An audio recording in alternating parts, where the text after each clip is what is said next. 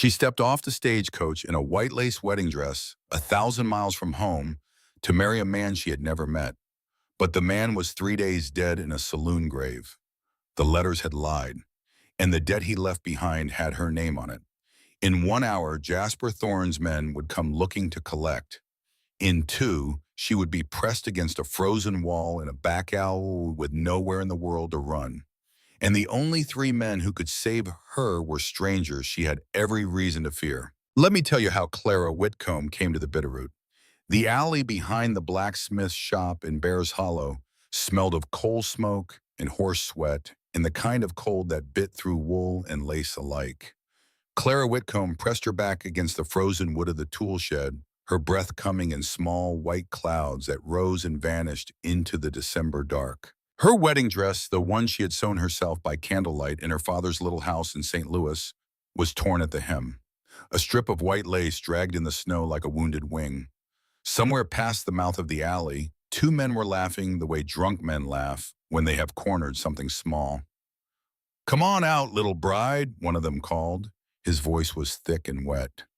"Mr. Thorne just wants a word with you. That's all. Just a word." Clara closed her eyes. She was 18 years old. She had 80 steps of alley behind her and nowhere in the world to run. In the little carpet bag still clutched against her ribs, she carried everything she owned. Her mother's gold wedding ring, a Bible bound in cracked leather, a tintype of her father taken the spring before the fire, and 3 letters from a man named Amos Creel who had promised her a home. The letters she was beginning to understand had lied. She had come west to be a wife. She had arrived to find herself a debt. The wind cut down the alley like a knife drawn slow across skin. Clara gripped her carpet bag tighter and said a small prayer not to be saved because she no longer believed in being saved, but to be forgiven for whatever she had done wrong to deserve this. And then above the laughter of the drunks, she heard something else. 3 sets of boots in the snow. Slow, steady, not hurrying because men who did not need to hurry did not hurry. A voice low and deep as a dry creek bed. "Step away from her." Clara opened her eyes. Before we go any further tonight, friend, let me say this. If you're new here, go ahead and tap that subscribe button. I tell frontier stories like this one every week, the kind your grandfather might have told you on a cold porch. And while you're at it, drop a comment and let me know where in this wide country you're listening from tonight. I read every one of them, and it means more than you know. Now, let me take you back. Because to understand what Clara was doing in that alley in Montana territory, you have to understand what she was running from and what she was running toward, and why the letter that brought her west was already a lie before the ink had dried. 2 weeks earlier, and 1,000 miles east, in a narrow wooden house on the edge of St. Louis, Missouri, Clara Whitcomb sat at her mother's kitchen table and read an advertisement in a folded newspaper her father had set beside her teacup. The house was cold. The stove had been cold for 3 days because there was no wood, and there was no wood because there was no money. And there was no money because the fire the summer before had taken the print shop, and with it, her father's living. Eldon Whitcomb had been a newspaper man, a setter of type, a runner of presses, a quiet man who smelled of ink and pipe tobacco, and who used to read aloud to Clara in the evenings from the books her mother had loved. Clara's mother, Eliza, had been gone 2 winters, now taken by a fever that swept through the river wards one bad August. She had left behind only 3 things worth keeping. A thin gold band she had worn every day of her marriage, a leather Bible with her handwriting in the margins, and a daughter with her honey blonde hair and her cornflower blue eyes and her stubborn, hopeful heart. Clara had tried to keep them afloat. She had taken in mending. She had tutored the grocer's children in their letters. She had washed other women's linens until her hands cracked and bled. It had not been enough. The men from the bank came to the door twice a week now, polite and hungry the way bankmen are. And so one gray afternoon, her father had laid the newspaper down beside her tea and pointed with one ink-stained finger to a square of small print in the classifieds. Strong woman needed, the advertisement read. Honest Montana rancher, landowner, and cattleman seeks a virtuous wife for matrimonial union. Passage and wedding attire provided. Respectable, reply only. Mr. Amos Creel Bears, Hollow, Montana territory. Clara read it once and then again and then a third time because the words refused to settle. Her father sat down across from her. He looked older than he was. His hair had gone white at the temples in the years since the fire, and his hands, the hands that had set 1,000 pages of type, shook a little now when he was tired. He folded them on the table in front of her like a man about to say grace. Clara, he said, and his voice was very quiet, I do not want to do this. You are to understand that first before anything else. I do not want to do this. I know, Papa, but I am afraid, and I think you are afraid too, and too proud to say so. Clara looked down at her tea. She did not trust her voice. I have written to him, Eldon Whitcomb said. 3 letters. He is a plain man. He does not make pretty words. But he owns land, Clara. He has cattle and a house. He says he will treat you kindly. He says he needs a good woman, and I believe a good woman is what you are. Have you met him, Papa? No. Do you know anyone who has? No. She raised her eyes then, and she saw her father's face, and she saw the tears he was not letting fall, and she understood that this was not a question he was asking. It was a thing he had already decided, the way that a drowning man decides to let go of the rope, because holding on will take the boat down with him. She set her teacup down. I will write the reply, she said. 3 short letters came back from Montana territory over the next 10 days. They were not warm, they were not cruel. They were the letters of a man who wrote only what he had to write. The first acknowledged her father's terms.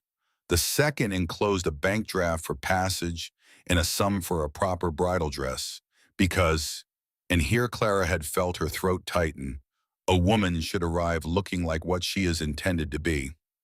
The third told her the date to expect the stagecoach from Helena to Bears Hollow, and instructed her to ask at the telegraph office for Mr. Amos Creel. That was all. No soft word, no promise beyond the practical, not even a question about who she was. Clara used the bridal money to buy white lace and good navy wool. She sewed the dress herself alone at her mother's old sewing table in the evenings after her father had gone to bed.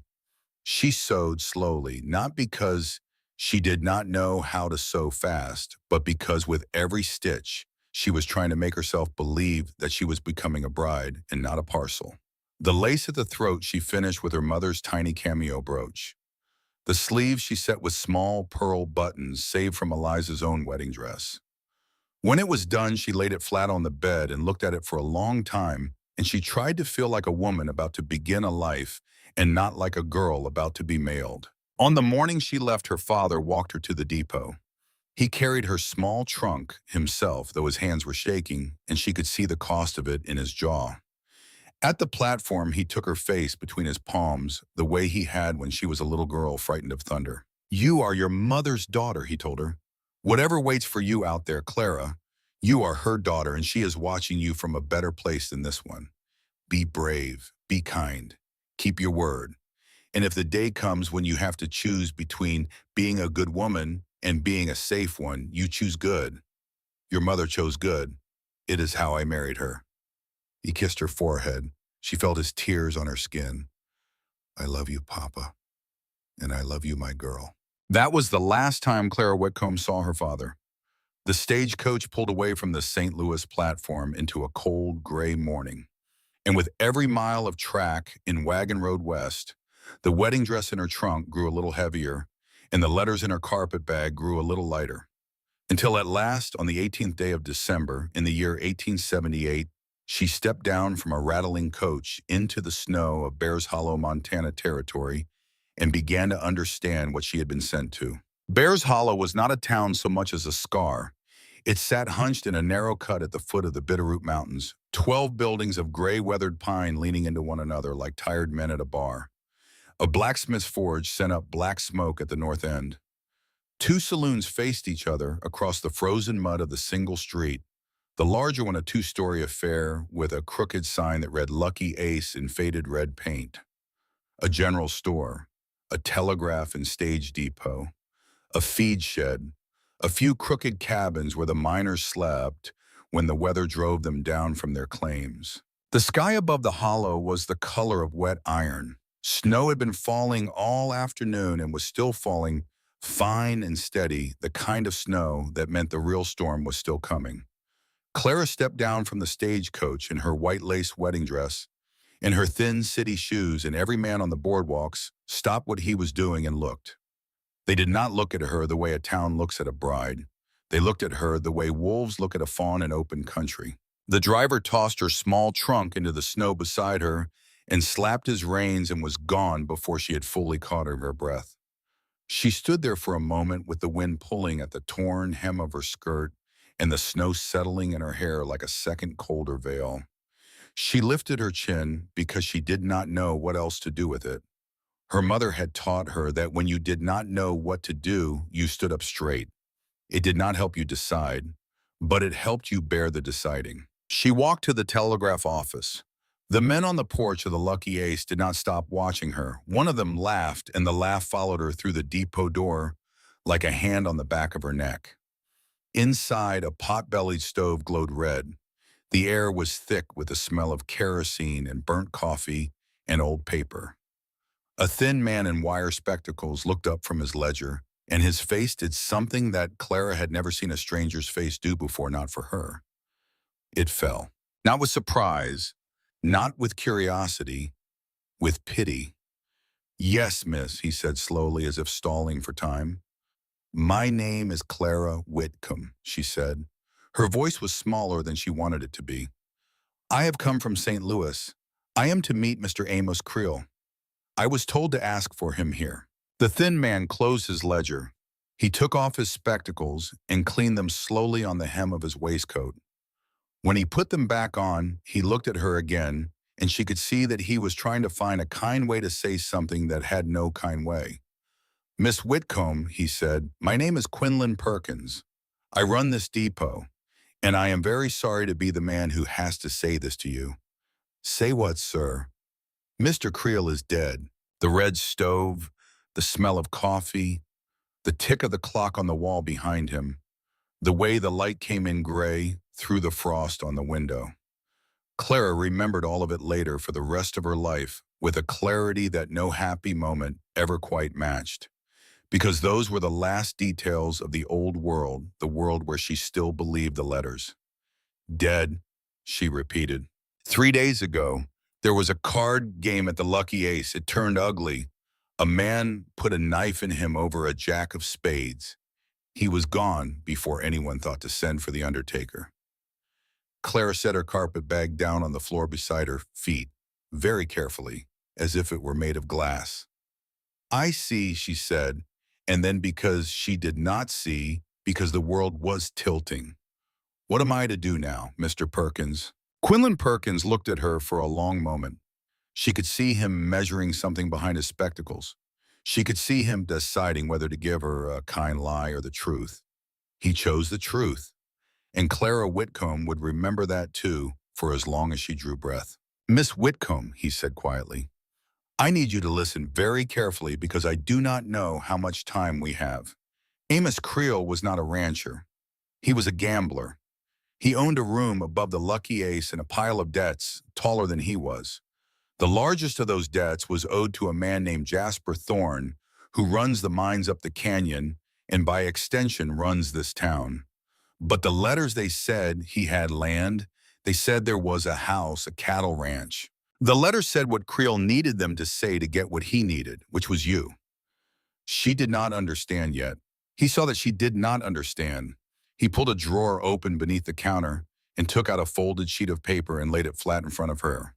The handwriting at the top was not her father's, but it bore her father's signature at the bottom and Amos Creel's scrawl beside it and a third signature she did not know. "He left this in his room," Perkins said. "I went through his papers after the knife fight because nobody else was going to and because I had a bad feeling.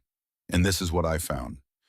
Clara read the paper. It was a bond of debt drawn up in the rough legal language of frontier contracts.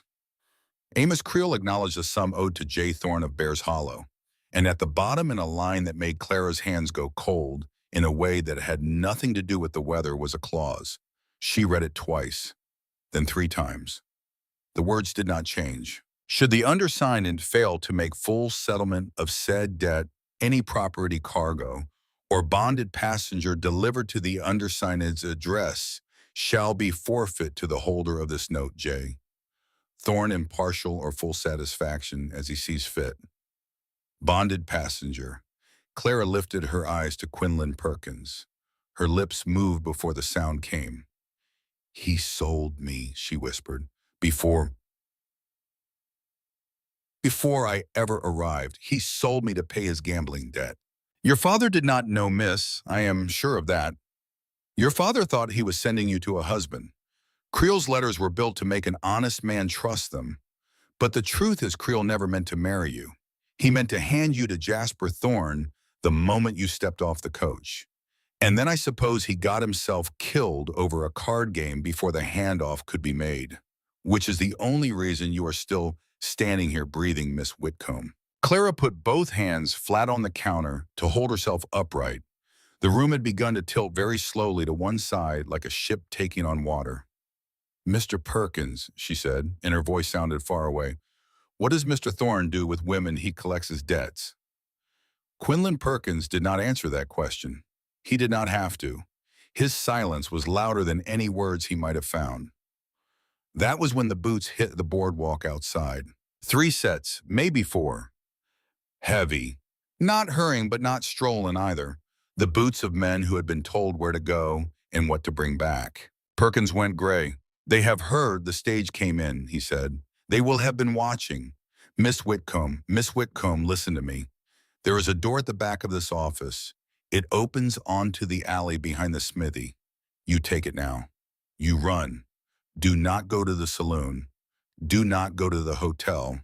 There is nowhere in this town you will be safe, but the alley buys you minutes. Find the road north. Pray for mercy. I will stall them as long as I can.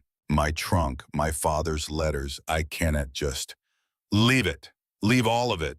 Your life is worth more than your trunk. Go now, go.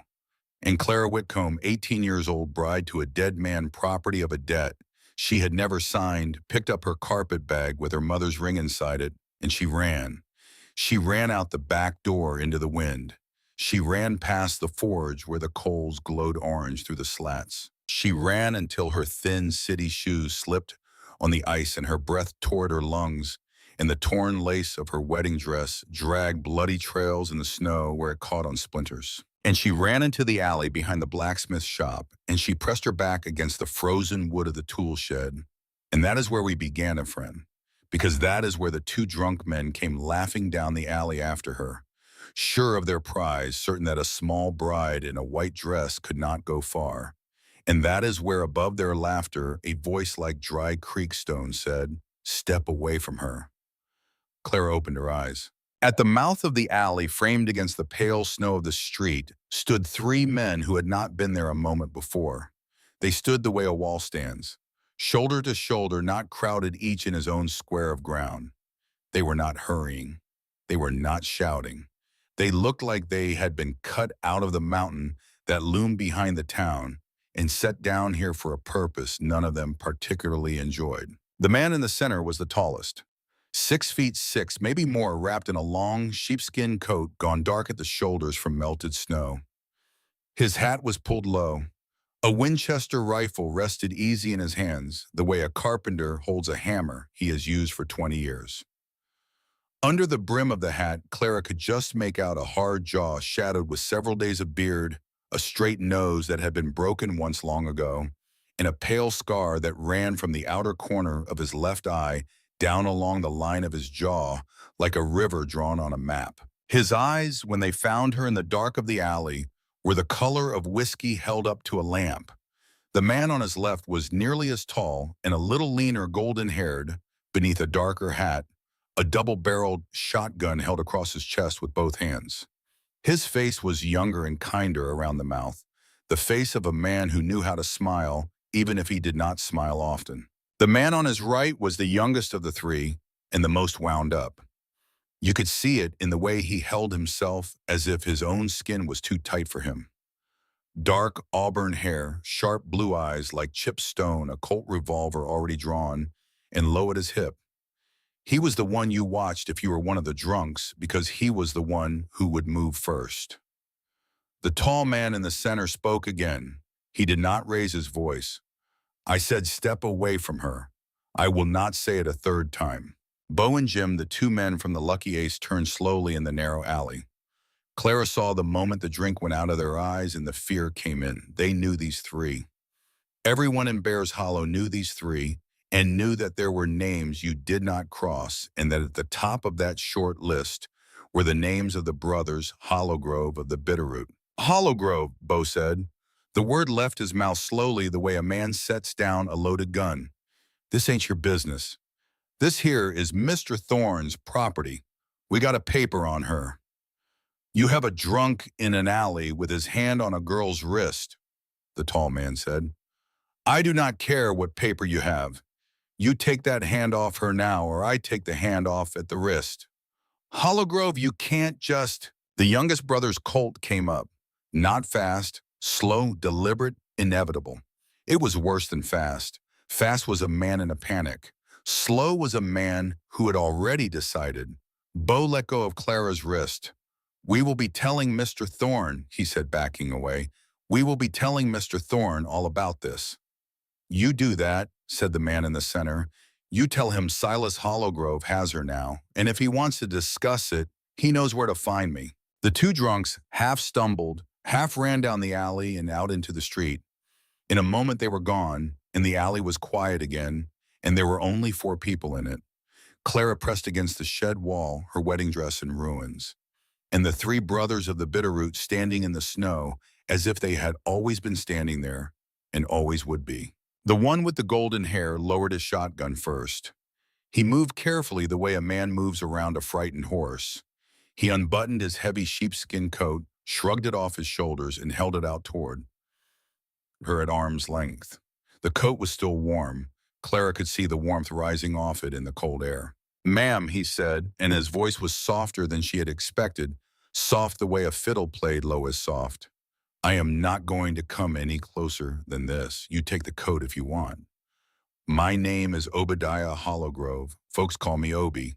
This is my older brother, Silas, and that is our younger brother, Ransom. And you have got nothing to fear from any one of us. Not tonight. Not ever. Clara's hands were shaking too hard to hold the coat.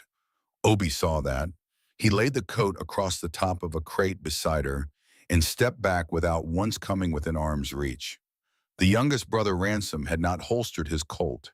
He was watching the mouth of the alley, his jaw tight, and Clara understood that his not holstering it was a kindness too in its way.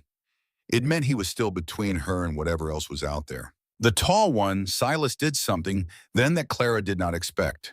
He handed his Winchester to Obi without looking at it, and he walked forward through the snow, slow and unhurried, until he was 3 paces from her.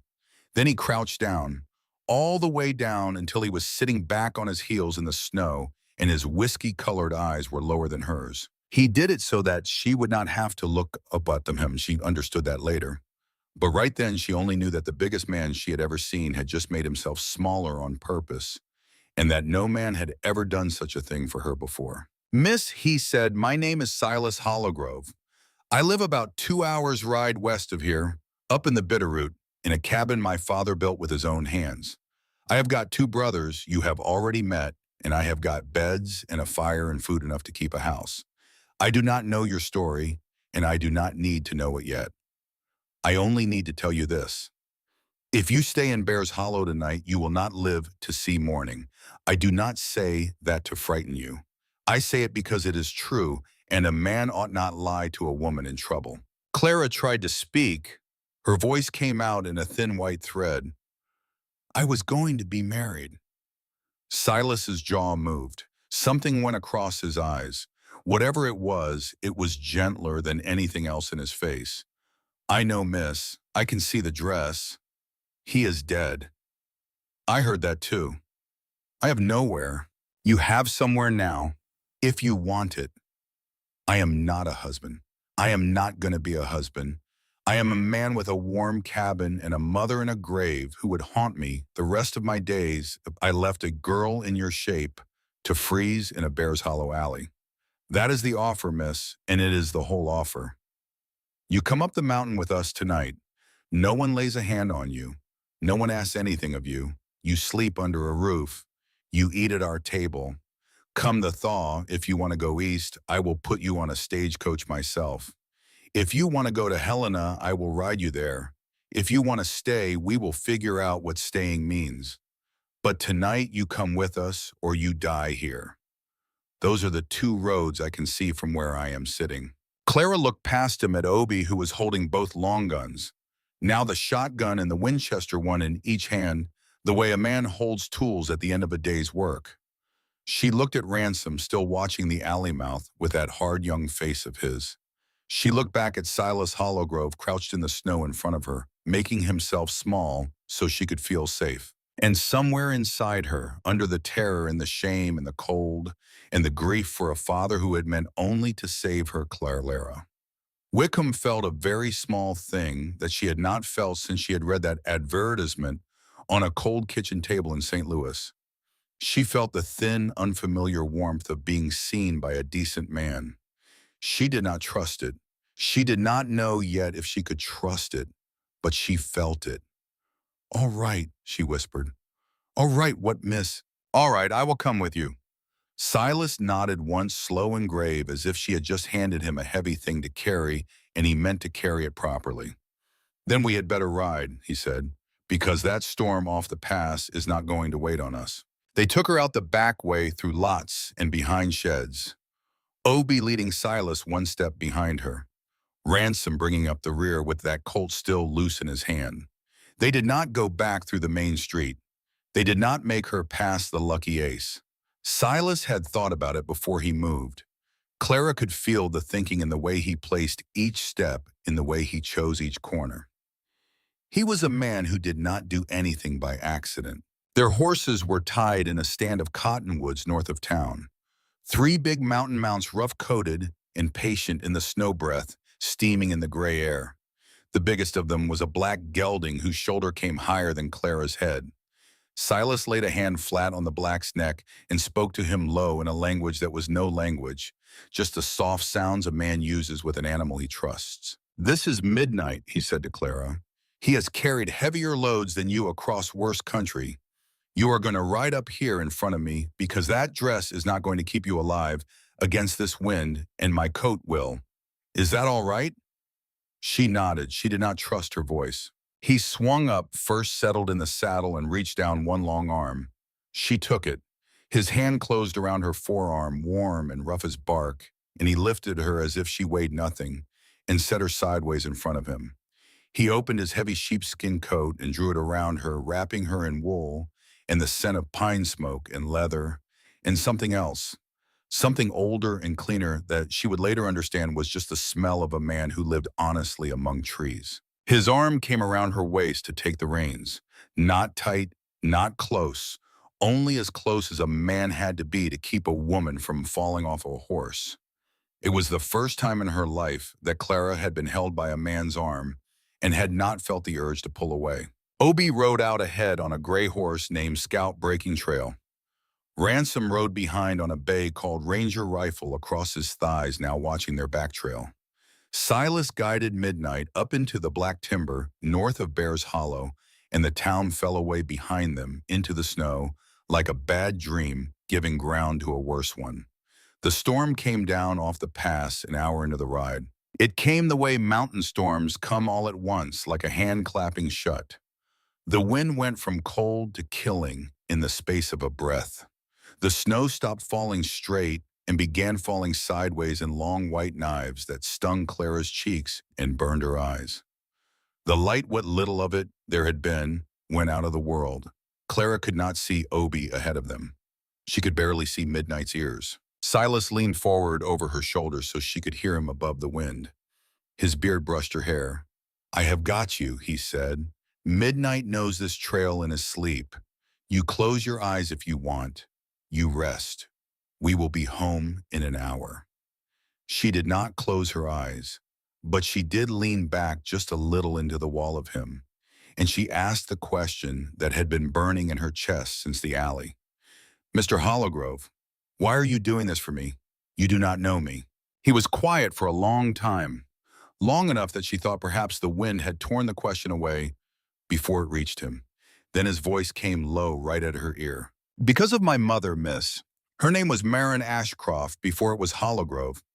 She came out of Boston in the spring of 1854. She was a preacher's daughter. She had been promised to a man in Helena. She had never laid eyes on a man who had sent her letters and money for passage. She got to Helena and found out that man had died of fever 3 days before her stage arrived. She had nothing.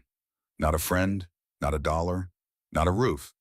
And my father, who happened to be in Helena that week buying horses, found her sitting on her trunk in front of the depot with snow in her hair and no place in the world to go." Clara felt her heart turn over. "He took her home," Silas went on. "Not to marry. He was not that kind of man, and she was not that kind of woman. He took her home because she had nowhere else to be, and because leaving her on that bench would have been the same as killing her, and a man does not kill a woman to save himself the trouble of being decent. 3 years later, when she was good and ready, and he had courted her proper, they married. For love, not for arrangement. And they had 3 boys up in the Bitterroot, and they loved each other until the day they died, which was not the day of their choosing." He paused. "So when a man like me sees a girl in a white dress alone in a Bear's Hollow alley with Jasper Thorne's men laughing at her, that man does not ride on miss. That man does what his father would have done, because otherwise his mother would haunt him out of her grave, and deservedly." Clara pressed the back of her hand to her mouth. The tears that came then were not the tears of the alley or the telegraph office. They were something else. They were tears at the shape of the world being against all of her expectations, not cruel for one single moment. "She sounds like a good woman," she said into his coat. "She was the best woman I ever knew," Silas Hollow said. "Until tonight I would have said the only one." The cabin came up out of the storm like a ship out of fog. It was bigger than she had expected. 2 full stories of stacked pine logs, chink-tight roof, pitched steep so the snow would slide. Smoke climbed from a big stone chimney on the south wall and was immediately torn to ribbons by the wind. A heavy porch ran the length of the front, and on the porch 2 oil lamps burned in iron brackets, yellow and warm and alive. Beside the cabin stood a tall barn and a split-rail corral and a woodshed stacked clean to the eaves with what looked like years of labor. Someone had cut a path through the snow from the barn door to the cabin door and swept it again within the hour. Obie was already off his horse and opening the barn. Ransom swung down and moved around to Clara's side of midnight with that wound-up grace of his, and Silas passed her down to his brothers, reaching hands as carefully as if she were made of glass blown thin. Ransom set her on her feet in the snow, steadied her by the elbows for one bare moment until her legs remembered how to hold her, and then stepped back the polite distance of a man who had no intention of crowding a frightened woman. "Inside, ma'am," he said, and his voice when he used it was rougher than either of his brothers' rough, in a way that sounded like it hurt him a little to be gentle. "Fire's laid, coffee's hot, we have got you." The door opened under his hand, and warmth rolled out to meet her like a living thing. Clara stepped across the threshold of the Hollow cabin on the night of December 18th, 1878, out of the killing wind and into a room that smelled of pine smoke and leather oil and fresh bread and something else, something she had not smelled in 2 long years since her mother died. It smelled like a home. She stood just inside the door and looked at it with the blank, wide eyes of a woman who had been preparing herself to die in an alley. A big stone firelace on the far wall threw orange light across a scrubbed plank floor. A long table of hand-planed pine sat at the center of the room with benches down either side. A kettle steamed on the hob. A black iron stove in the kitchen corner ticked quietly as it cooled. Against one wall stood a tall shelf with perhaps 24 books on it, their spines worn soft with rereading. A rocking chair with a faded quilt folded over its arm waited beside the hearth. On the mantel, a small pewter cross and a tintype of a smiling woman with dark hair pinned up in the old Boston way. Clara lifted her hand toward that tintype without thinking. My mother, Silas said quietly behind her. Marin. She is beautiful. Yes, ma'am, she was. Obi had come in with an armload of wood and was already feeding the fire. Ransom had disappeared upstairs and came back down with a folded wool blanket as thick as a bearskin and laid it over the rocking chair. Silas unwrapped his big coat from around Clara and hung it on a peg by the door, then stepped back from her so that she was not crowded. Sit, he said, nodding to the rocker. Obi will heat you something. Ransom will see to the horses. I will bring your bag up from the saddle once you are warm. You are safe here, Clara Whitcomb. You hear me say it. Under this roof, no man in the world gets past these three brothers to touch one hair on your head. That is my word, and my word is a thing I have never broken. Clara lowered herself slowly into Marin Hollowgrove's rocking chair. The blanket Ransom had laid there smelled of cedar. The fire warmed the raw red of her hands. The kettle sang. Somewhere outside, the storm raged on against the log walls and could not get in. She looked up at Silas, and then at Obi at the fire, and then at the door where Ransom had gone out again into the snow to tend their animals first because that was the order of things in a decent house, and she felt the first real crack go through the wall she had built around her heart. I need to tell you something, she said. All of it. Before you feed me. Before you give me a bed. I need you to know what you have brought home so you can still turn me out if it is too much. Silas sat down on the bench opposite her, forearms on his knees, and nodded once. Tell us then. We are listening. And she did. She told them about the fire at the print shop and her mother in the ground and the bankmen at the door. She told them about the advertisement laid beside her teacup. She told them about Eldon Whitcomb shaking hands and his eyes full of tears he would not let fall. She told them about the white dress she had sewn alone at her mother's table. She told them about the stagecoach and the telegraph office and Quinlan Perkins and the folded paper he had pulled from a drawer. She told them about the word bonded and what it meant. She told them the name Jasper Thorne, and when she said it, she saw the three brothers go still in the particular way that family goes still when an old wound is touched. When she was done, the room held quiet for a long moment. Then Silas Hollowgrove spoke. Clara, he said, and it was the first time he used her given name, and he used it carefully like a man lifting a china cup.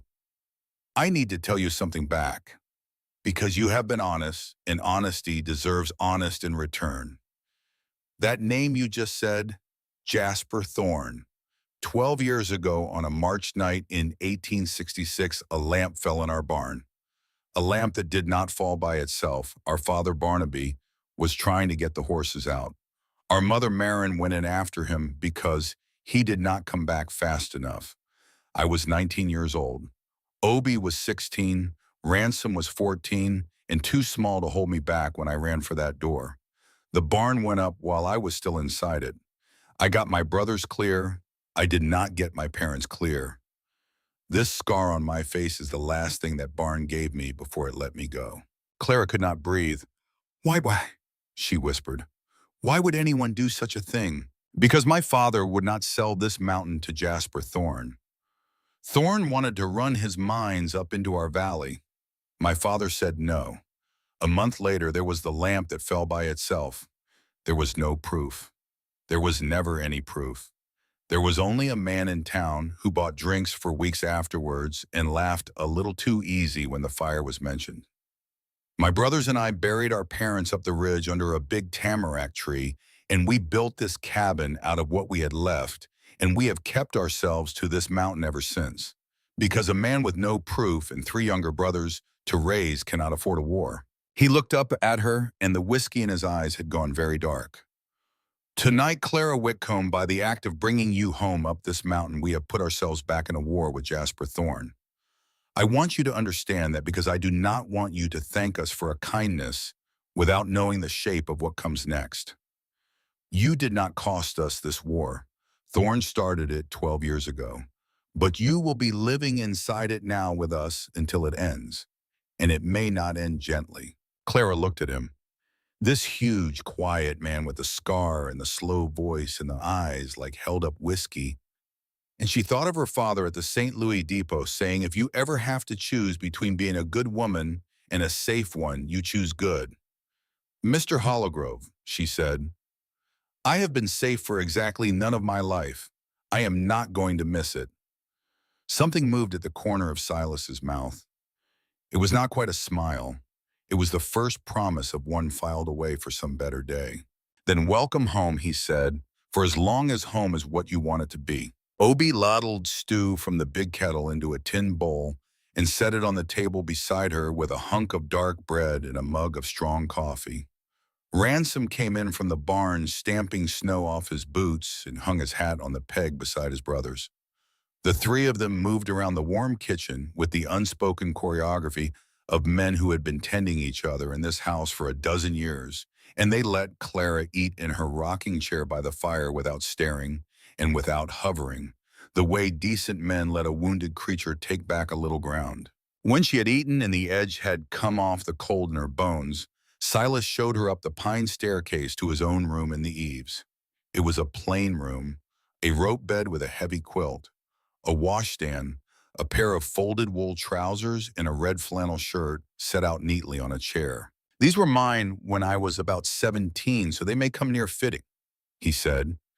Your dress is going to need mending and drying, and maybe more than mending, and you are going to need warm things. These are the warmest I have that will come close. I will sleep in the barn tonight and every night for as long as I have to, because a woman ought to have her own door. That door has a bolt. You throw it behind me when I go, and you do not open it for anything but Obie's voice or mine in the morning. Do you understand me, Clara? Yes. Say it back to me. I throw the bolt. I do not open the door. Good. He moved toward the door. At the threshold, he stopped and turned back as if something had caught at him, and he spoke without quite meeting her eyes, looking somewhere at the quilt instead.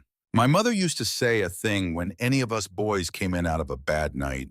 She used to say, winter always ends, Silas. Winter always ends. She said it so often, I quit hearing it for a while. I have been thinking about it tonight, riding home with you in front of me on that horse. I think maybe it has been a long winter up here for a good while. For you too, I would guess. I do not know what the spring is going to look like, but I know winter always ends. My mother was not wrong about much. He did not wait for her to answer. He closed the door quietly behind him, and Clara heard his heavy boots on the stairs and then on the porch, and then fading away toward the barn through the rush of the wind. She slid the bolt. She stood in the middle of the room for a long time with her hand pressed to her mouth. Then she sat down on the edge of Silas Holligrove's rope bed in a borrowed red flannel shirt that smelled of pine and honest work, and she took her mother's thin gold ring out of the carpet bag and held it tight in her fist, and she cried. She cried for her dead mother and for her father alone in the St. Louis house, waiting for a letter that would tell him his daughter was a married woman and a safe one, and for the girl in the white lace dress who had believed the three letters from Amos Creel, and for the bonded passenger who would not have lived to see sunrise without three strangers in a snow alley. She cried until the crying was done. And then, because she had not slept more than a handful of hours in 2 days, she lay down on the quilt in her borrowed flannel shirt and pulled Marin Ashcroft Holligrove's heavy old blanket up to her chin, and she fell asleep to the sound of the bitterroot wind breaking itself against the log walls of a house that had been built by a man who took in strangers. Down in the warm kitchen, below, three brothers sat around the long pine table with fresh coffee in their hands and did not say much for a long while. It was Ransom who broke the silence the way Ransom always did. His young jaw was tight. His knuckles were white around his cup. Silas, they will come for her. I know. They will come up this mountain, and they will bring Zeke Thorne and half the lucky ace behind him. I know, Ransom. Then what do we do? Silas Holligrove looked into the fire for a long moment. The orange light caught the long, pale scar down his jaw and made it look almost like something honorable instead of something broken. When he spoke, his voice was the same quiet voice he had used in the alley. We do what our father would have done, he said. We stand between the storm and the house, all three of us, for as long as it takes. Because a girl in a white dress came up this mountain tonight with nothing in the world but her mother's ring and a carpet bag, and on my name and his name and hers, she is not going back down it as any man's property. Not while there is breath in a hollow grove, not tonight, not ever. Obi set his cup down quiet on the pine. Then we had better sleep in shifts, he said. Yes, and we had better not tell her yet how bad it is going to get. No. Outside, the bitterroot storm leaned its whole weight against the cabin walls and could not move them. Upstairs, a girl from St. Louis slept for the first time in a roof she could almost believe in. And somewhere down in Bears Hollow, in a back room above the Lucky Ace, a man named Jasper Thorne was being told by two bruised and sobered men that the Hollow Grove brothers had walked into his business and had walked out with his bonded passenger and had ridden her up into the mountain that he had been waiting 12 long years to finish taking. Jasper Thorne smiled when he heard it. He smiled the way he had smiled the night of the fire in 1866. Well, he said, well, after all this time, the Hollow Groves have finally given me a reason. He poured himself a glass of whiskey and raised it to the dark window in the invisible mountain beyond. To the winter, he said softly, and to whatever comes of it. And upstairs in the cabin on the Bitterroot above the quiet crackle of a stranger's hearth, Clara Whitcomb turned in her sleep and for the first time since leaving St. Louis did not dream of the dress. Clara woke before the sun the way frightened things do not, knowing for a moment where she was. The ceiling above her was low and pitched rough pine beams darkened by years of wood smoke. A quilt she did not own lay heavy across her shoulders. A red flannel shirt that was not hers hung loose from her small frame. And somewhere in the walls of the house she could hear the quiet sounds of a home already at work in the pre-dawn dark. The stove lid opening, the scrape of a coffee pot settling onto iron, the soft tread of a man in heavy socks who had taken his boots off out of courtesy for a sleeping guest. She lay still and listened to those sounds for a long while.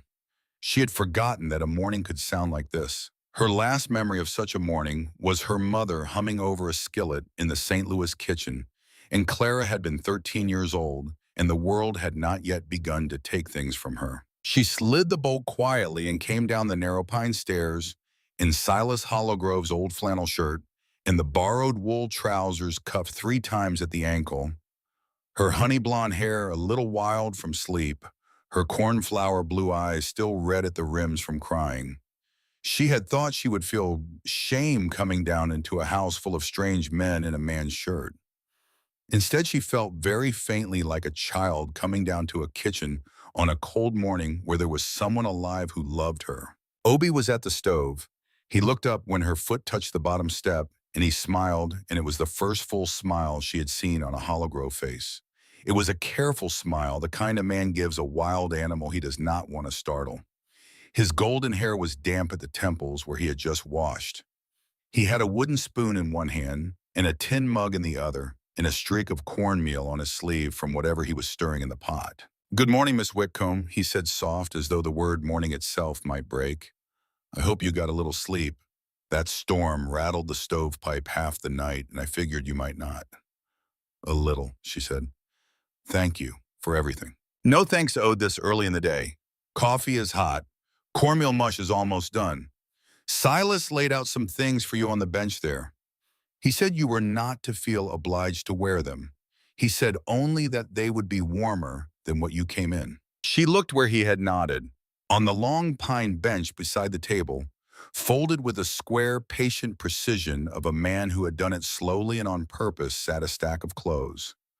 A thicker wool shirt in deep forest green, heavier trousers of brown canvas, a pair of knitted gray socks, a soft knit cap the color of cream, and on top of it all, a long wool shawl of faded rose worn soft by years of shoulders that were not hers. Clara touched the shawl and Obi saw her touch it, and Obi said very quietly, "That was our mother's.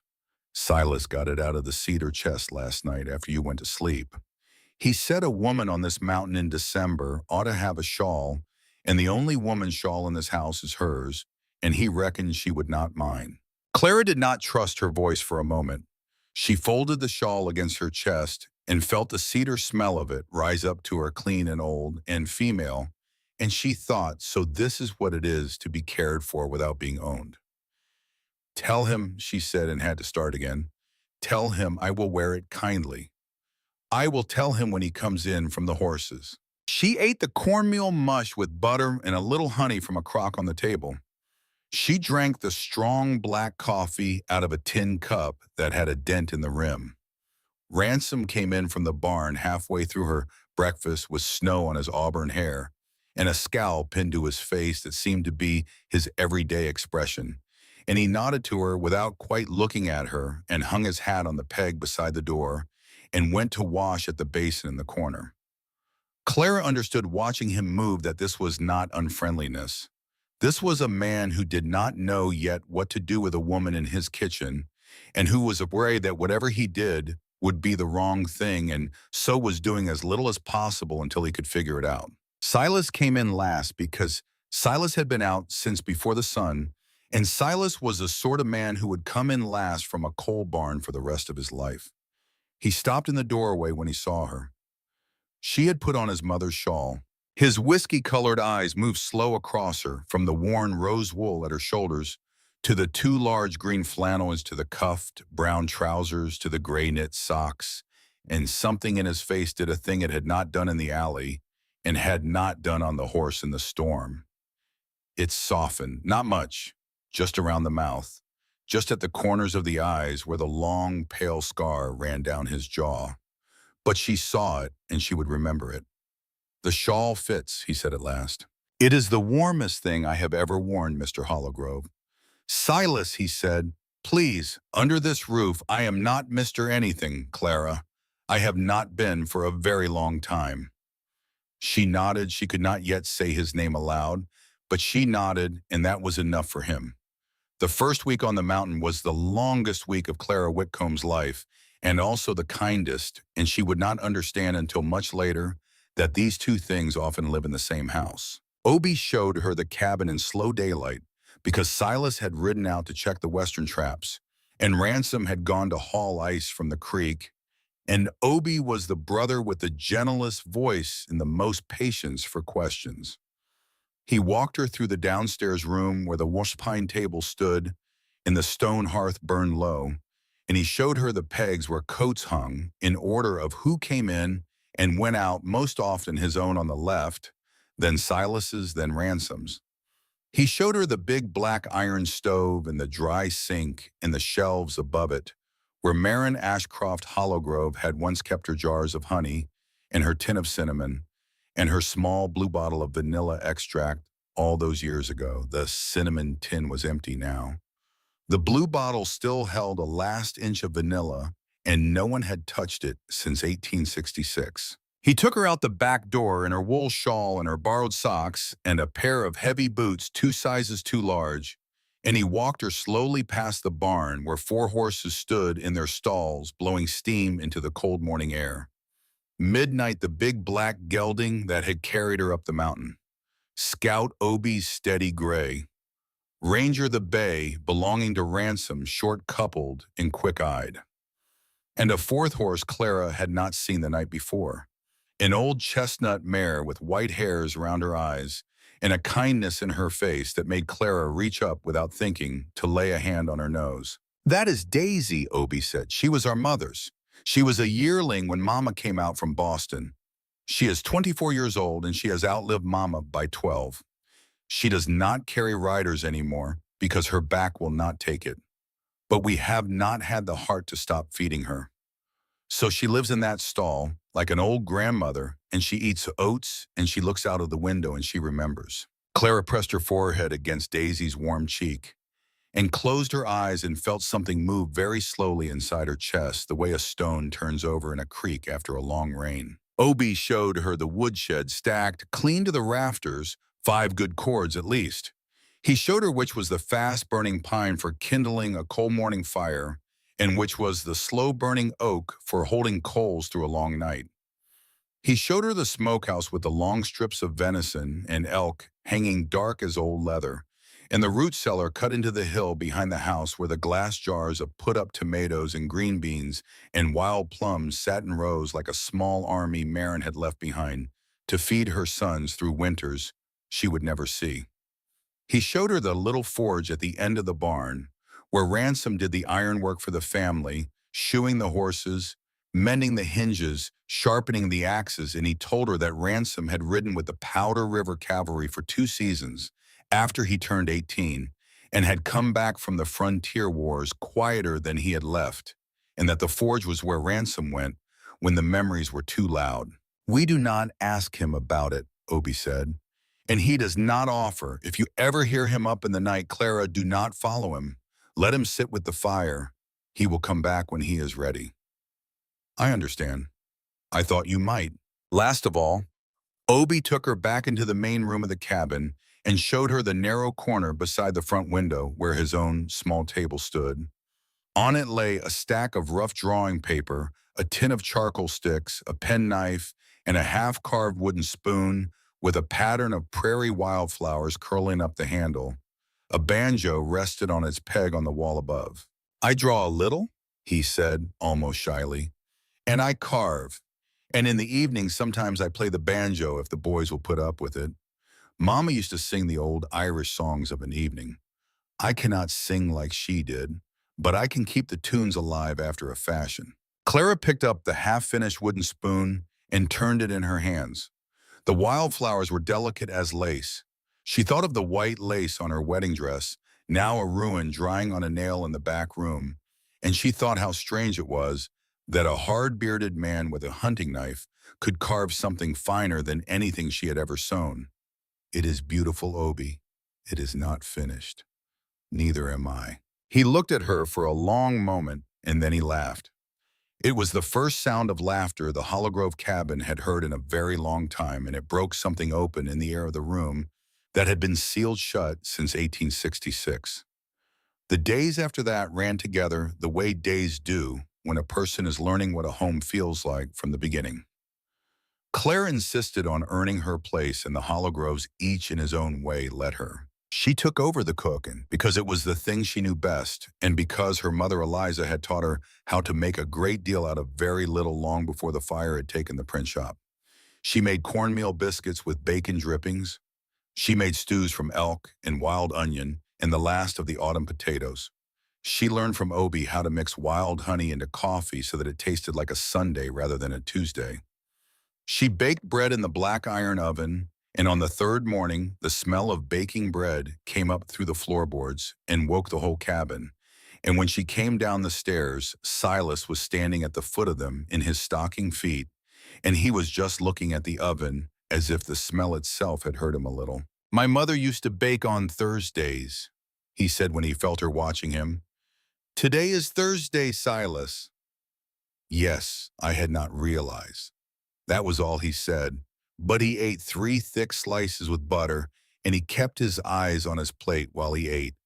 And Clara understood in the slow way that she was beginning to understand everything on the Bitterroot, that some kindnesses in this house would have to be offered sideways, the way you offer a sugar cube to a skittish horse. On the 5th morning, Silas asked her if she could stand the sight of blood. "I can," she said. "My mother was a doctor's helper in St. Louis. She taught me to clean and bind a wound and never to flinch at what a body shows you. I am not delicate about such things, Silas." "Then come with me this afternoon. I am bringing in a deer from the North Trap line, and I will need to dress it in the back lot. It is not quality woman's work, but we do not hold to that distinction up here.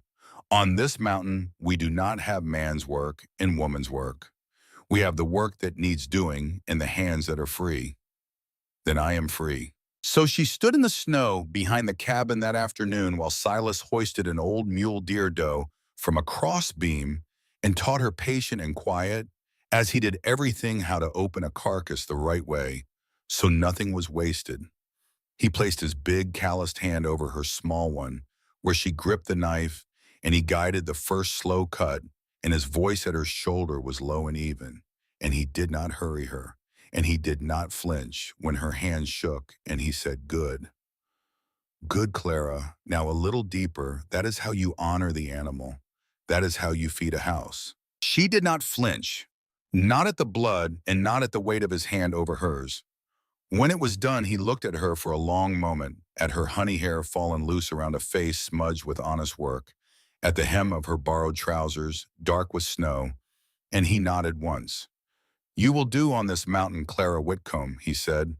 It was the best thing any man had ever said to her. The evenings were what began to change her. After supper, when the dishes had been washed and the kettle had been set back on the hob for anyone who wanted more coffee, the four of them would gather by the fire in the big downstairs room. Ransom would clean his rifle slowly, the same rifle every night. The long motions of a man who had learned in the army that a weapon was a thing to be respected and that the respect was a form of prayer. Obie would take up his charcoal or his knife and work on a new drawing or a new spoon.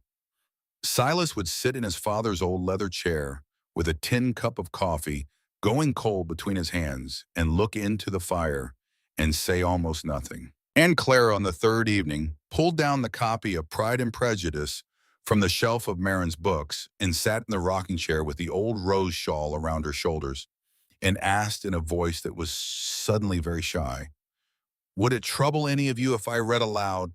Three heads lifted. "My mother read to us in the evenings," Silas said at last, and his voice was hoarse. "Mostly from that very book. She used to say there was no better way to end a hard day than with Mr. Darcy being insufferable and Miss Bennet being patient." "Then," said Clara, "will you let me read you a chapter tonight?"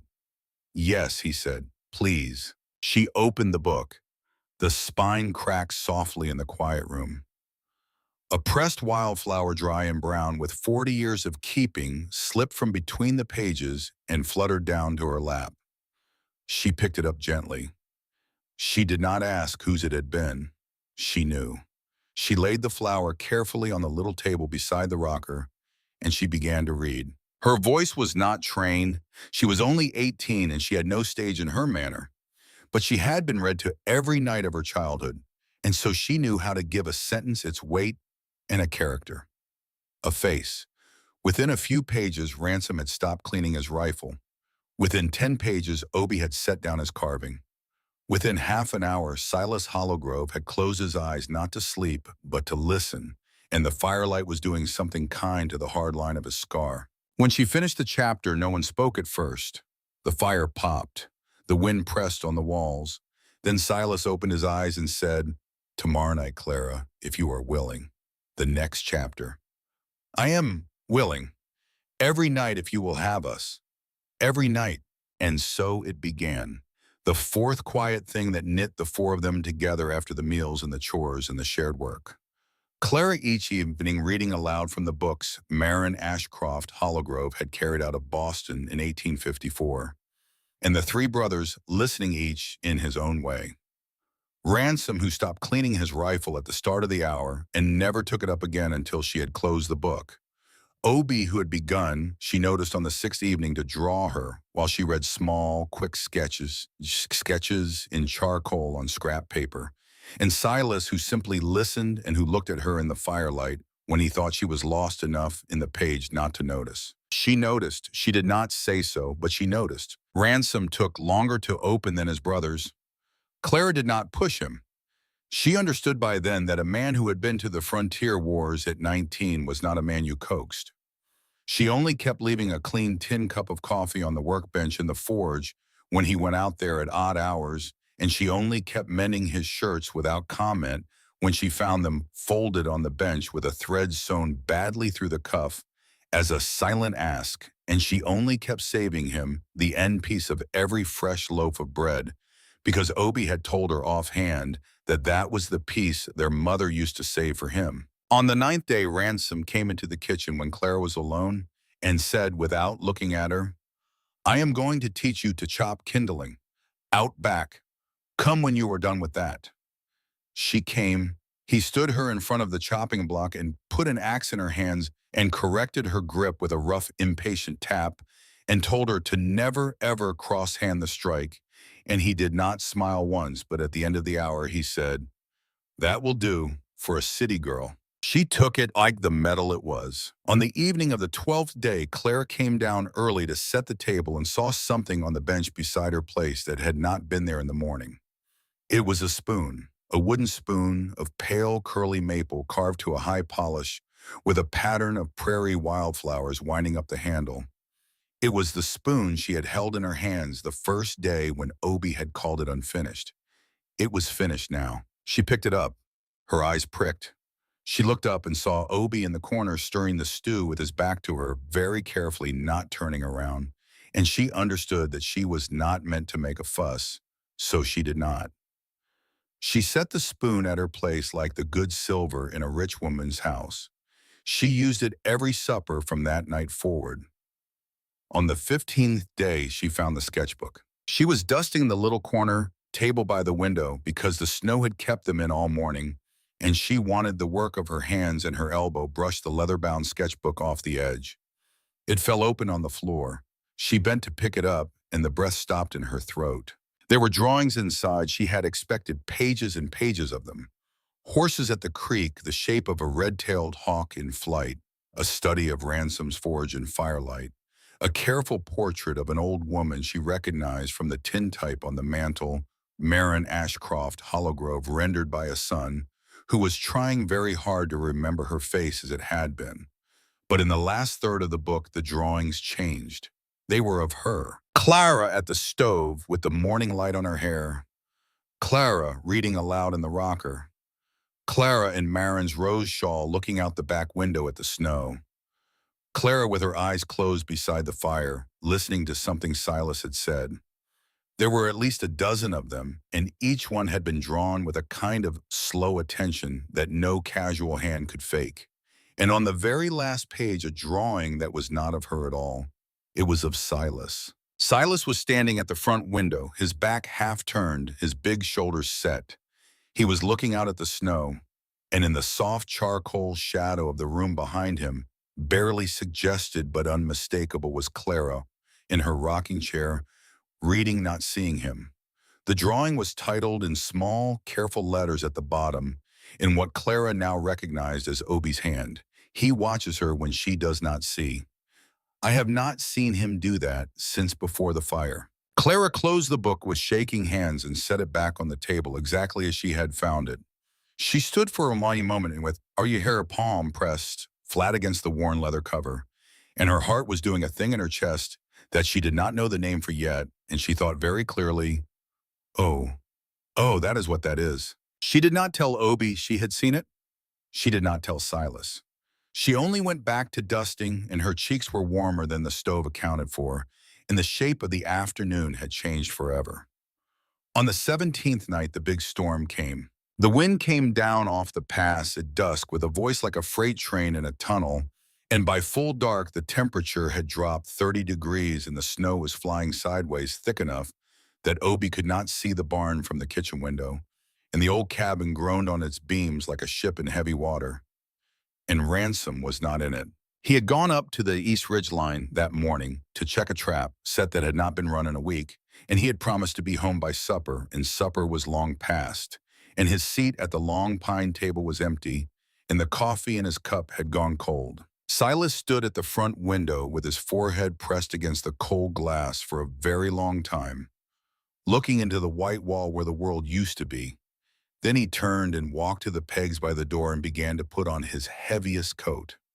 No, said Obi quietly. I am not asking Obi. I know you are not, but I am saying no anyway. You cannot find him in this. You will wander off the trail in 50 yards, and we will bury two brothers instead of one.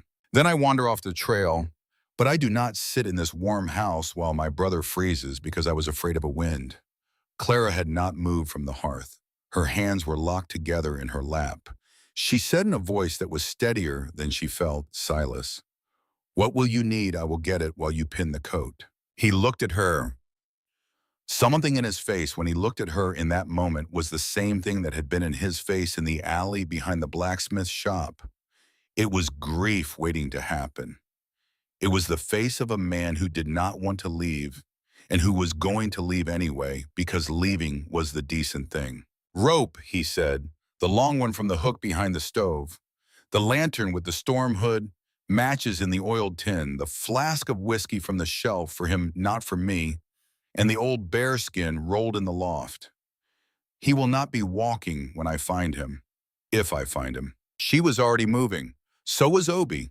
They gathered everything in under a minute, the way people do when a house has gone into the particular emergency it has been half expecting for years.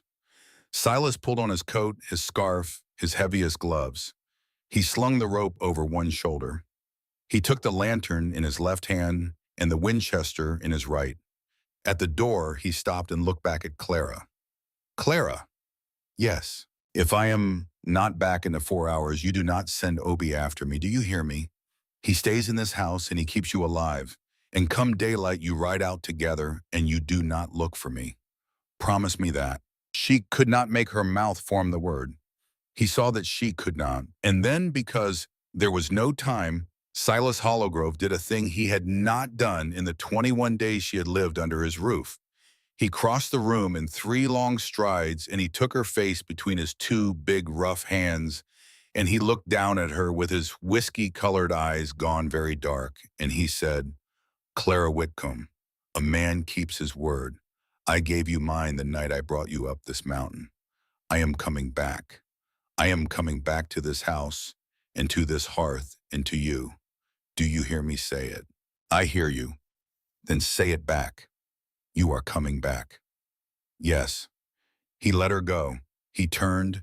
He opened the door. The storm came in on him like a living thing, and then the door closed, and he was gone into the white. The 3 hours that followed were the longest Clara had known since the alley in Bear's Hollow. Obi paced. Clara built the fire higher and set a second kettle on for whatever warm thing might be needed when the men came back.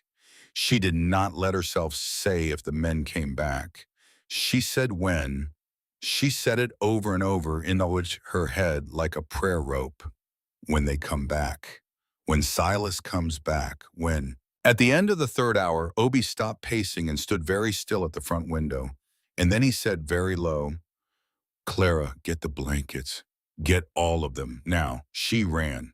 The door banged open against the wall, and Silas Hollowgrove came in backwards, dragging a bundled figure by the shoulders, his beard white with ice, his eyebrows white, the whole front of him a statue of frost. The figure he was dragging was Ransom, wrapped in the old bearskin, half conscious, his right leg bent at an angle a leg should not bend. A broken snowshoe was still lashed to his boot. Blood had frozen dark along the bearskin where bone had pushed its skin. Table, Silas croaked. On the table, Obi clear the table.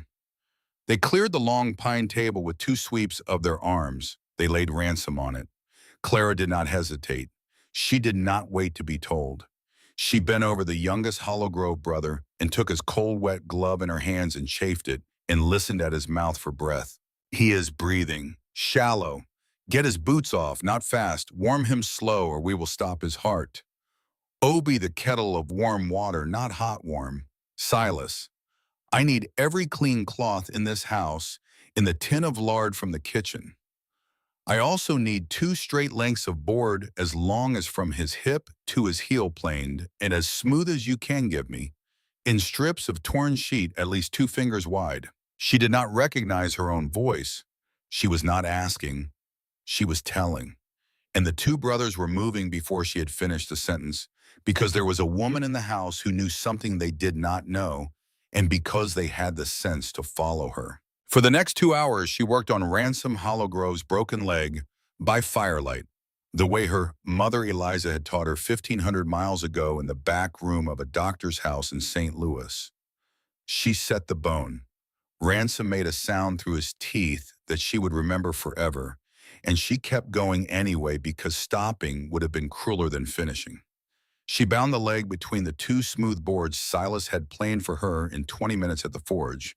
She pressed warm cloths to the frostbitten places on his cheeks and fingers. She tipped a spoonful of honeyed whiskey between his lips. She covered him in 3 quilts and moved him very gently with Silas and Obi, lifting at the shoulders and the good leg to the long bench by the hearth, where the heat could reach him slow and steady. When it was done, she sat down on the floor beside the bench because her knees had stopped wanting to hold her up. and she took Ransom's cold hand in both of hers, and she did not let go. Silas Hollow stood in the middle of his own kitchen in a puddle of melting snow, his rifle still in his hand, and looked at her. He did not say anything for a long time. Then he set the rifle down very carefully against the wall, and he walked over to where she sat on the floor beside his youngest brother. And he knelt down in the puddle so that his eyes were level with hers, and he lifted one cold, bare finger and tucked a strand of honey blonde hair behind her ear. It was the first deliberate touch he had given her in 3 weeks. It lasted perhaps 2 seconds. "Clara Whitcomb," he said, very quiet. "I do not know who your mother was, but wherever she is tonight, she ought to be told that her daughter saved my brother's life." Clara could not answer. She only closed her eyes and leaned her cheek very faintly into the side of his hand, where it still rested near her face. And Silas Hollow, who had not let himself feel a thing of this shape in 8 long years, did not pull his hand away. Later that night, when Ransom was sleeping the deep drugged sleep of a body that had decided to live, and Obi was dozing upright in the chair beside him, and the storm outside had softened from killing to merely cruel, Clara and Silas sat alone on the bench in front of the hearth. The fire was low. The coffee was bitter with reheating. Silas was looking into the embers the way he always did when he was about to say something he had been carrying a long time. "Clara," he said, "I owe you a story." "You do not owe me anything, Silas." "I do, because you asked me once in the storm why I brought you up this mountain, and I told you about my mother. And that was true, but it was not the whole answer. There is another piece of it that you are owed now, because tonight you put your hands on my brother's bones and kept him in this world, and a woman who has done that for me is a woman I will not lie to by leaving things out." She waited. "Her name was Delphine Sinclair," he said. He told her then slowly in the voice of a man taking down a box from a high shelf in a closed room. 8 years ago, when he had been 23, a family had come through Bears Hollow out of Portland, Oregon. The father was a merchant looking for a place to set up a store. The daughter was named Delphine, and she had dark hair and a laugh like a bell, and she had taken one look at the long-jawed mountain man with the skirt and had decided she wanted him. Silas, young and starving for something he had not let himself want since the fire had courted her for 3 months up and down Bears Hollow like a man walking on glass. He had asked her to marry him at the end of an October afternoon when the aspens were gold. She had said yes. She had come up the mountain twice to see the cabin. After the second visit, she had told him to sell it. She wanted a storefront in the hollow, Silas said, looking into the coals. She wanted a painted house on a main street. She said the mountain was cruel and the winter was long, and no woman should be asked to carry water from a well in December. And she was not wrong, Clara. She was not wrong about any of it. This is a hard place. It is a hard place to ask anyone to live. But this cabin is what my father built with his own hands before he died. And this is where my mother sleeps, under the tamarack up the ridge, and I could not sell it. I tried to tell her that. She did not want to hear it. What happened? 3 weeks before the wedding, a drummer came through the hollow. A traveling goods man out of San Francisco, soft hands, a silver watch chain. He said pretty words at the Lucky Ace about a big clean city by the sea where women could have pianos and new dresses. Delphine went back to Portland with him on the next stage. She left me a note at the depot. I still have it upstairs in a drawer. I have not read it since the night she wrote it. It says I was a good man and she was sorry, but she could not be the woman I needed because the woman I needed would have to love this mountain the way I did, and she did not. And she was right about that too. He turned the tin cup in his hands. For 8 years since then, Clara, I have believed two things. The first is that I was not made to be loved. Some men are, and some men are not, and I was on the wrong side of that line. The second is that this mountain had ruined me for any kind of happiness that required company. I had made my peace with it. Figured I would die up here with my brothers and be buried next to my mother under that tamarack. And that would be the shape of Silas Hollowgrove's life, and it would be a decent enough shape, all things considered. He looked up at her then. The whiskey in his eyes was very dark in the low firelight. And then 3 weeks ago, I walked down an alley in Bears Hollow, And I saw a girl in a white dress that she had made with her own hands. And I saw her lift her chin at two drunks, even though she was scared half to death. And I heard her tell me in my own kitchen that she would rather choose good than safe. And I watched her read Jane Austen aloud to three hard men who had forgotten what being read to felt like. And tonight I watched her set the bones of my brother's leg at the same pine table my mother used to roll out her bread on. And I have been sitting here, Clara, and I have been thinking that maybe I was wrong about the first thing. I do not know yet. I am too old and too stupid and too scarred to know yet. But I am thinking that maybe I was wrong. Clara Whitcomb, 18 years old in Marin.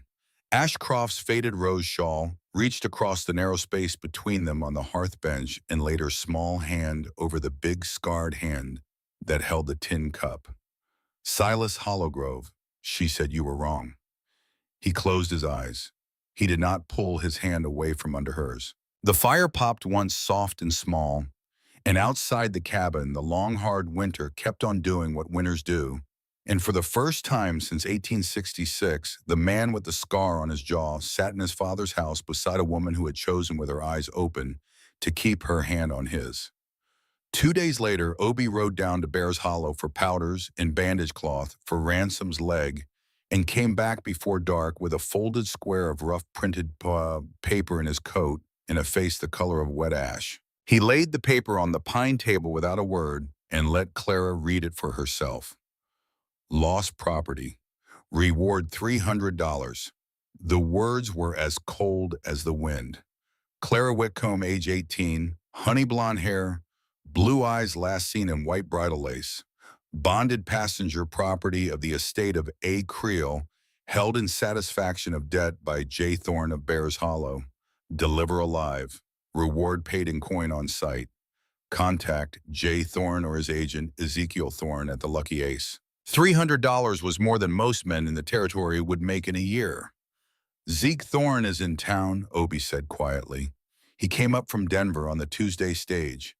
He has pulled in 4 guns already and is asking around for 2 more. He does not know exactly where we live, but he knows the Hollow Grove name and he knows the Bitterroot, and he is asking the right questions in the wrong saloons. Clara's knees had gone soft. She sat down on the bench. I should go, she whispered. I cannot let any more of this come down on you. I should go to Helena. I should find. No, said Silas. The word fell between them like an axe. No, he said again more quietly. You will not go. Jasper Thorne burned my mother alive 12 years ago for a piece of mountain he wanted. Tonight he is sending his brother up that same mountain for a woman he calls property. This is not about you anymore, Clara. This has never been only about you. This is an old debt of our own, and it is finally coming due. And on this mountain, debts of that shape are not settled by judges in Helena. They are settled by men who keep their word. She looked at him. She looked at Obie still in his coat at the door.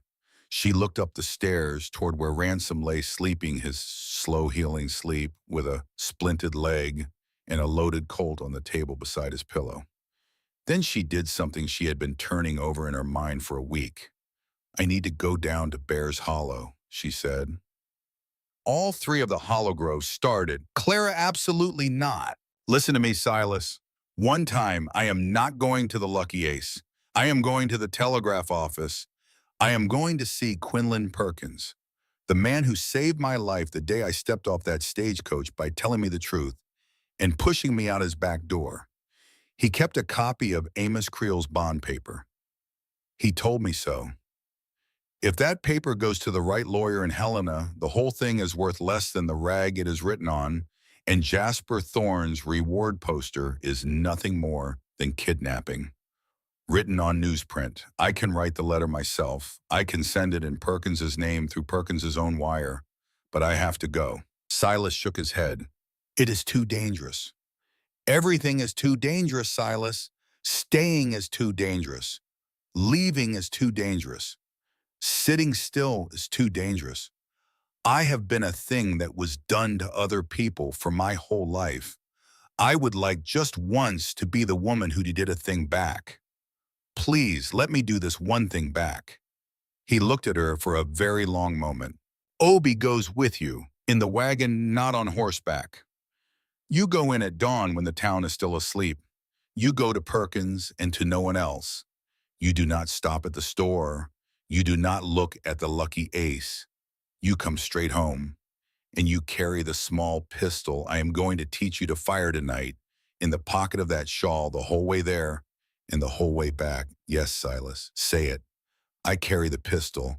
I speak to Perkins. I come straight home. Good. That night, in the last hour of daylight behind the cabin, Silas Hollogrove placed a small Smith & Wesson pocket revolver in Clara Whitcomb's small hands and taught her how to hold it without hurting herself and how to aim it without closing both eyes and how to pull the trigger on a slow breath. She was not a natural shot. She was not a bad one either. After 15 minutes, she could put a ball into a pine round at 10 paces 3 times out of 5, and Silas said, low and serious, "That will do for a first day. A woman ought to know how to stand up for herself in this country. I will not have you unready." She slipped the little pistol into the deep pocket of Marin Ashcroft Hollogrove's faded rose shawl. 2 mornings later, Clara and Obi rolled into Bear's Hollow at first light in the wagon. She went in hooded and shawled, and nobody paid her any mind.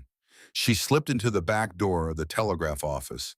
Quinlan Perkins looked up from his morning coffee and went pale as flour when he saw who it was, and then something else moved in his face, something that was almost pride. "Miss Whitcomb, Mr. Perkins, I have come to ask you to help me do a very large thing with a very small piece of paper." "I am listening." They worked for an hour. Perkins pulled the copy of Creel's bond from his locked drawer. Clara wrote a long, careful letter in her neat schoolroom hand, dressed to a lawyer and Helena Perkins, knew by reputation a man named Cyrus Fairchild, who had written angry columns in the Helena Herald about frontier contracts that tried to bond women as property. She explained the whole of it. She enclosed a clean copy of Creel's bond and a sworn written statement from Quinlan Perkins himself about the death of Amos Creel and the threats that had been made in Bear's Hollow against her life since. She sealed the packet. Perkins put it into the morning stage bound for Helena with his own hands. "Miss Whitcomb," he said at the door as she was leaving, "if this reaches the right man and if the right man takes it up, Jasper Thorne will not be a man who owns a town by the end of this winter. He will be a man in a cell, or he will be a man in the ground. I want you to understand what you have just set in motion." "I understand. Are you afraid?" "Yes, Mr. Perkins, but I am more afraid of going back to being the kind of person things happen to." He nodded slowly. "Go home, Miss Whitcomb. Go home to your mountain." She rode back up the Bitterroot in the wagon with Obi, the sealed outcome of her own life, moving east toward Helena in another wagon behind them, and for the first time since her father had laid that newspaper down by her teacup in St. Louis, Clara Whitcomb felt the peculiar, hard, clean feeling of a woman who had taken a hand in her own fate. That evening, while Silas was out at the barn settling the horses for the night, Clara went quietly up to the little room under the eaves and lifted from the cedar chest the bundle she had not touched in 20 days.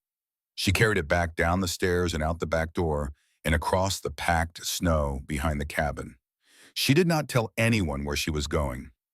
Silas saw her from the barn and stopped what he was doing, and he understood, and he did not follow. She built a small fire in a ring of stones at the edge of the yard. She fed it kindling until it was strong. Then she unwrapped the bundle. The white lace wedding dress lay in her hands, torn at the hem from the St. Louis stagecoach platform, stained at the knees from the snow of the alley behind the blacksmith's shop, frayed at the sleeves where 2 drunk men had grabbed her.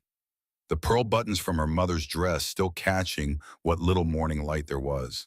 Clara held the dress up against herself one last time and looked at it.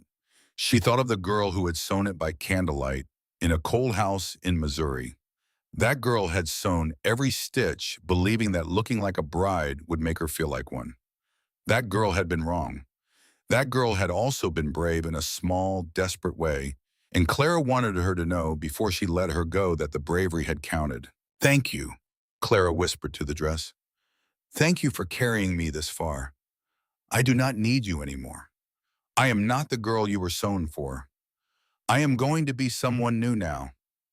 I do not know her whole name yet, but I know her last name will not be Creel, and it will not be Thorn, and it will not be any man's property. That I can tell you. She laid the white lace into the fire. It went up fast. Lace burns fast. In under a minute, the dress was gone, just a soft white drift of ash curling up into the cold gray air above the bitterroot. The pearl buttons she saved.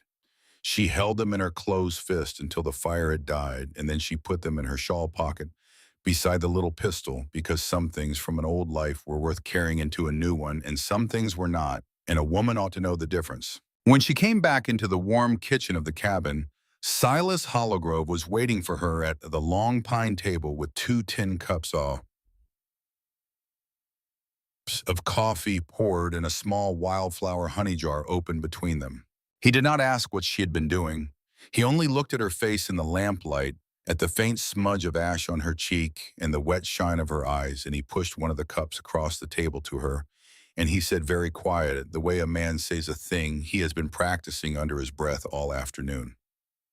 Winter always ends, Clara Whitcomb. My mother used to say so. I believe her tonight more than I have in 12 years. Clara Whitcomb wrapped both small hands around the warm tin cup. The pearl buttons from her mother's wedding dress clinked softly in the pocket of Marin Ashcroft Hollowgrove's rose shawl. Somewhere down in the town of Bears Hollow, Jasper Thorne was pouring himself a whiskey and telling his brother Zeke to ride up the mountain at first light with 6 guns. Somewhere east in Helena, a sealed packet of paper with her name on it was rattling along in the dark toward a lawyer who did not yet know he was about to be handed the fight of his life. And in the warm cabin on the Bitterroot, a girl from St. Louis who had stepped off a stagecoach 24 days ago in a white lace dress lifted her eyes across a pine table to a man with a long, pale scar and said very simply, "Yes, Silas, I believe her too." The word from Helena did not come back fast, but on the Bitterroot, nothing came back fast in January. And so the Hollowgroves lived in the space between the letter sent and the letter answered the way mountain people always live, in the space between the act and its consequence. They lived by keeping the fire built and the horses fed and the watch set on the ridgeline, because a woman had made herself the mistress of her own fate, and the men of the house had promised, each in his own quiet way, to hold the world still long enough for the answer to arrive. 10 days passed after Clara's ride to Bears Hollow. Ransom's leg knit slow but clean under the splints she had set, and on the 4th day he could sit up, and on the 7th he could stand braced with one hand on the long pine table, and on the 9th he demanded in a voice that would not be argued with his rifle. Not the short Colt. The long-range Sharps rifle he kept in oilcloth in the corner of his room, the one with the brass-mounted tang sight he had soldered on himself by lamplight.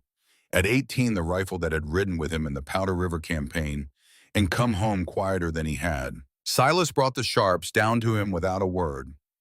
Obie brought a canvas sack of fine gun cotton and a tin of percussion caps and a handful of long, heavy cartridges Ransom had been loading himself at the forge since he was 16 years old. Ransom sat on the bench by the hearth with the rifle across his thighs and the splinted leg stretched long on a stool, and he cleaned the Sharps the way other men read scripture, slow and murmuring. And then he looked up at Silas with flat blue eyes and said, "I can shoot from a sitting rest. I can shoot from a lying rest. I can shoot from any rest this house can give me. If Zeke Thorne brings men up this trail, I will be ready for them. You put me in the loft window with this rifle and a bag of flour for a pad, and I will hold that window till the Lord calls me home. You understand me, brother?" "I understand you, Ransom." "Say it proper. You hold the loft window. Nobody gets past you. Nobody gets past me." It was the most Clara had ever heard Ransom Hollowgrove say in one sitting. She was at the stove ladling stew into bowls when he said it, and she did not turn around because she did not want him to see her face soften, because Ransom was a man who did not yet know how to take softening from a woman without flinching. But she took the end piece of the fresh loaf and cut it extra thick, and she set it on his plate with a little more butter than strictly polite, and when he ate it without comment, that was all the thanks either of them needed. Silas spent those 10 days making the cabin into something nearer a fort without ever calling it that. He and Obi cut shooting ports low in the thick shutters, small enough that a rifle could angle through, and a bullet could not angle in. They packed the root cellar with extra blankets and water and a loaded shotgun for last defense, because the root cellar had a second door that opened into a blind of brush up the hill and might one day be the only way out for a woman and a wounded brother. They drew buckets of water at every dusk and stacked them inside along the kitchen wall so no fire started by a thrown torch would find them without a way to fight it. They greased the leather hinges. They oiled every weapon in the house twice. And every morning at first light, Silas rode the high timber above the cabin for an hour to check for sign, and every evening at last light he rode it again, and every night he came in and stamped the snow off his boots and hung his coat on the peg and said the same short sentence to Clara before he did anything else. "Nothing today, Clara Whitcomb, nothing on the trail." And every night she said back, "Then today was a good day, Silas Hollowgrove." And each of them would feel the other's words settle somewhere under the ribs like a stone dropped into a still pool, and neither would say more because more would have been more than the other could yet carry. It was on the 11th day in the middle of the cold afternoon that Silas asked her to walk with him down to the creek. "Not for work," he said. He was standing at the door with his coat on and his hat in his hand, and he was looking at her in a way that made her set down the wooden spoon she was holding without finishing the stir. "Not for water and not for wood, just to walk. There is a place I used to go with my mother when I was a boy. I have not been there in some years. I thought I might go today, and I thought I might show it to you if you would come." Clara took off her apron. She did not ask a single question. She put on the heavy boots and the borrowed wool coat and Marin Ashcroft Hollowgrove's faded rose shawl around her shoulders, under the coat for warmth, and she walked out with him into the thin silver light of a January afternoon in the Bitterroot. He did not take her hand. He walked half a step ahead of her because the snow was deep and he was breaking the path. But every few paces he slowed without turning around so that she would not feel left, and every rise he paused at the top of until she was beside him again. And so they went down to the creek together with only the sound of their boots in the crust and the far-off call of a single crow over the black timber. The creek was mostly frozen. In the middle there was still a narrow lane of open water where it ran too fast to freeze, and the water there was black and swift and clean-looking, and the sun came through a break in the cloud just as they arrived and laid a long gold line down the length of it. Silas stopped. "This is the place," he said. "My mother brought me here in the spring after my father died. I was 19 and I was very angry, Clara, and I did not know what to do with it. She walked me down here without saying a word the same way I just walked you. And when we got here, she sat on that flat rock right there, and she told me a thing I want to say to you today." Clara did not speak. She only looked at him, at the great tall shape of him against the winter trees, at the long, pale scar that traveled from the corner of his eye to his jaw, and that she had come to think of not as a wound, but as a map of how he had loved his brothers enough to run back into a burning barn. She said, "Silas, some men are made for talking, and some men are made for doing, and neither one is better than the other, but a woman will only ever know which kind she has got by watching him over time. A talker will show you his heart in his first week. A doer will show you his heart in his 10th year. So if you find a woman someday," she said, "and you are not a talker, do not try to become one for her sake. You will only lie to her about your own shape. You tell her instead that you are a doer, and then you spend the next 40 years doing, and if she is the right woman, she will read you true in the end. That is what my mother told me, Clara." He turned to face her. He took off his hat, which was a thing Silas Hollowgrove did not do outdoors in winter, except once a year on Christmas morning at his mother's grave, and he held it in both his big, rough hands in front of him. "I am not a talker. I have said more words to you in the last 3 weeks than I have said to any other human soul in 9 years, and I am still not a talker, and I am not going to become one tonight. But I am going to say a short thing, and I want you to know it cost me every word I had in me to say it, and I want you to know it is the only shape I can offer it in. All right, Silas. Clara Whitcomb, I did not believe I was made to be loved. I have told you that already. I am not going to tell you again. What I am going to tell you is this. If you will stay on this mountain with me, not tonight, and not because of Thorn, and not because the world outside is cruel, but because you choose to, I will spend the rest of my life doing, not talking, doing. I will keep this roof on. I will keep you fed. I will keep you warm. I will stand between you and anything this country sends at you, and this country sends a great deal at its women. I will read you Jane Austen when you are too tired to read it yourself. I will carry the water from the well in December and in every December after it because my mother once had to, and because a woman who has come this far ought not to carry her own water if there is a man in her house who still has arms. That is what I can give you. That is all of it. It is not a grand offer. It is only the whole of me. Clara Whitcomb stood in the snow beside the black water, and she felt the cold of her mother's wedding ring in her carpet bag back in the cabin, and she felt the cold of the pearl buttons in her shawl pocket from the white lace dress she had burned, and she felt something warmer than either of those things rising up under her breastbone, and she said very clearly, so that there would be no mistaking it in the still winter air, Silas Hollowgrove, I stopped trying to leave this mountain the night I set your brother's leg. I only did not have the courage to say it until you said it first. Yes, I will stay. Not tonight, Silas. Not because of Thorn. Because I choose to. He closed his eyes. Then he stepped forward slow the way he did everything, and he bent his head, and he kissed her once. It was a short kiss. It tasted like coffee and like the cold and like something that had been held back a long time. His beard was rough against her cheek. His big hand came up only for a second and cupped the back of her head, and then he drew back and looked at her as if to make sure she was still there and still looking at him the same way. She was. He put his hat back on. He took her hand in his for the first time openly without excuse.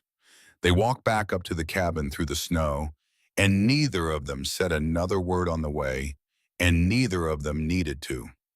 3 days later, in the blue last hour before dawn, Ransom Hollowgrove said from his post at the loft window, "Quiet as a cat, they are coming." The cabin came alive without a shout. Silas was already up, already dressed, already at the front shutter. Obie was on his feet with the double-barrel shotgun across his chest before his eyes were fully open. Clara pulled on Marin's wool coat over her nightdress and slipped the little Smith & Wesson into the pocket and came down the stairs two at a time, and Silas met her at the bottom and took her by both shoulders and looked down into her face in the lamplight.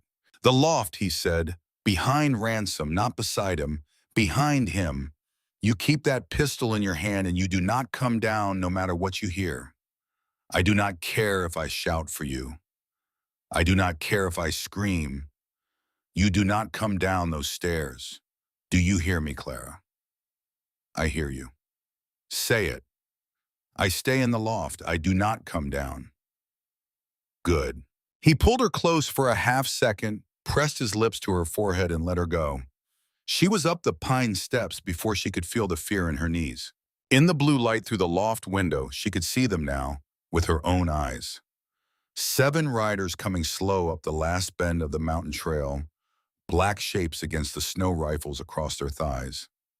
The man in front rode a heavy bay and sat too straight in the saddle for a mountain rider. That would be Ezekiel Thorne, the brother out of Denver, the one who had never lost a bounty. Ransom lay flat on a bed of folded flour sacks by the shuttered window, the long sharps already on a rest. The brass tang's sight already up his splinted legs stretched long and easy behind him. He did not look at Clara when she came up behind him. He only said low, "Stay down, Miss Whitcomb. And if you hear me grunt, it means I have put a man down. Do not jump at the sound of the sharps. She speaks loud in close quarters. I will not jump, Ransom. Good. Down below, Silas opened the front shutter a crack and called out into the winter dawn in a voice that carried easy over the snow. Zeke Thorne, that is close enough. You say your piece from there. The lead rider drew rein 100 paces out. Clara could see the shape of him clearly now. Tall, lean, long-coated, a black hat pulled low. His voice came back flat and carrying. Hollowgrove. I have the paper on a bonded passenger named Clara Whitcomb. She is the legal property of the estate of one Amos Creel, held in satisfaction of debt by my brother Jasper Thorne of Bears Hollow. I am here to collect her. You hand her out, and I ride these men back down the mountain, and nobody on either side takes a bullet this morning. You hold her, and I burn this cabin around your ears, and I will not be as careful about it as my brother was in '66. You have 1 minute, Hollowgrove. There was a long beat of silence in the cabin. Clara could hear Silas breathing. She could hear Ransom breathing. She could hear her own heart. And then Silas Hollowgrove said loud and even the words that Clara Whitcomb would carry inside her ribs for the rest of her natural life. Zeke Thorne, your brother killed my mother and father in that barn 12 years ago. That debt has been sitting in the snow between our families ever since. As for Clara Whitcomb, she is no man's property, and she never was, not in St. Louis and not in Bears Hollow and not on this mountain. She is my wife in everything but the words, and the words will come as soon as the spring thaw lets a preacher up this trail. You will not take her off this porch alive. That is my answer. Ride down or die up. Zeke Thorne laughed. It was a short, ugly laugh. He lifted his rifle. He did not get the shot off. Up in the loft, the long brass tang sight of Ransom Hollowgrove's Sharp's rifle settled on a point just below the black hat band of the lead rider, and Ransom let his breath out the slow way the Powder River had taught him, and on the bottom of the breath the Sharp spoke. The sound of it in the loft was like a barn door slamming in the face of God. Clara's teeth rang in her jaw. Down on the trail, Ezekiel Thorne came off his horse without a sound and was dead before his body met the snow. The 6 riders behind him scattered into the timber for cover, with a volley of wild rifle fire that broke the front windows of the cabin and sent splinters of pine skating across the floor. Silas returned fire from the lower shutter with the Winchester steady and spaced the way a man shoots when he is not panicking. Obie fired the shotgun twice out the side window at a rider who had tried to come around the barn, and the rider went down, and the horse bolted riderless into the trees. From the loft above, the Sharps spoke again, and then a third time, slow and patient and final. Ransom Hollowgrove in the Powder River had shot men at 600 yards in a sleet storm, and at 100 paces from a rest in his own father's cabin he did not miss. It was over in under 6 minutes. Clara Whitcomb counted them on the watch pinned to her nightdress because counting was the only thing her hands could do that was not shaking. 3 of Zeke Thorne's men lay in the snow of the front trail. 2 more had broken and run for Bears Hollow without looking back. One had been taken alive in the trees by Obie, who walked him up to the cabin with the shotgun at his back and sat him on the porch step in his own blood, tied and weeping. Silas Hollowgrove took a round through the meat of his left shoulder in the second minute of the fight. It went clean through, which was the kind of luck a man took and thanked the Lord for without complaint. He came up the stairs to the loft as soon as the firing stopped, holding his arm, and the first thing he did when he saw Clara was say, "Are you whole?" "I am whole." "Silas, your shoulder." "It is a through and through. It will keep until I see that you are whole." "I am whole. I am whole. Sit down. Let me see it." She made him sit on the top step of the loft, and she cut the shirt back from the wound with her sewing scissors, and she cleaned it, and she packed it, and she bound it with strips torn from a clean sheet and all of it, the way her mother Eliza had taught her in St. Louis. Her hands were steadier than they had any right to be. Silas watched her work with his whiskey-colored eyes, and he did not flinch when she probed the wound, and when she tied the last knot, he said very quietly so that only she could hear, "Clara Whitcomb, a man could get used to being kept alive by your hands." "Then you had better plan on it," Silas Hollow. Downstairs, Ransom had hauled himself up off his sacks and come down the ladder on his good leg, and was sitting at the long pine table with a cup of cold coffee and a face like a stone wall. Obie had built up the fire again. The front shutters hung splintered. The loft window was blown out to the frame, but the cabin was still standing, and the hollow groves were all four of them, still standing, and the morning sun had come up over the ridge while nobody was watching it and was now laying long gold bars through the broken shutters onto the plank floor. They did not celebrate. That was not the shape of them. They only cleaned up what had to be cleaned and fed the horses and sat down to coffee and bread at 10 o'clock in the morning like men who had done a hard, necessary piece of work. It was at 11 that the lone rider came up the trail. He came in alone, no weapons drawn, a white kerchief tied to his raised left hand in the frontier signal of parley. He was old and he was heavy, and he sat his horse like a man who had not been on one in 15 years.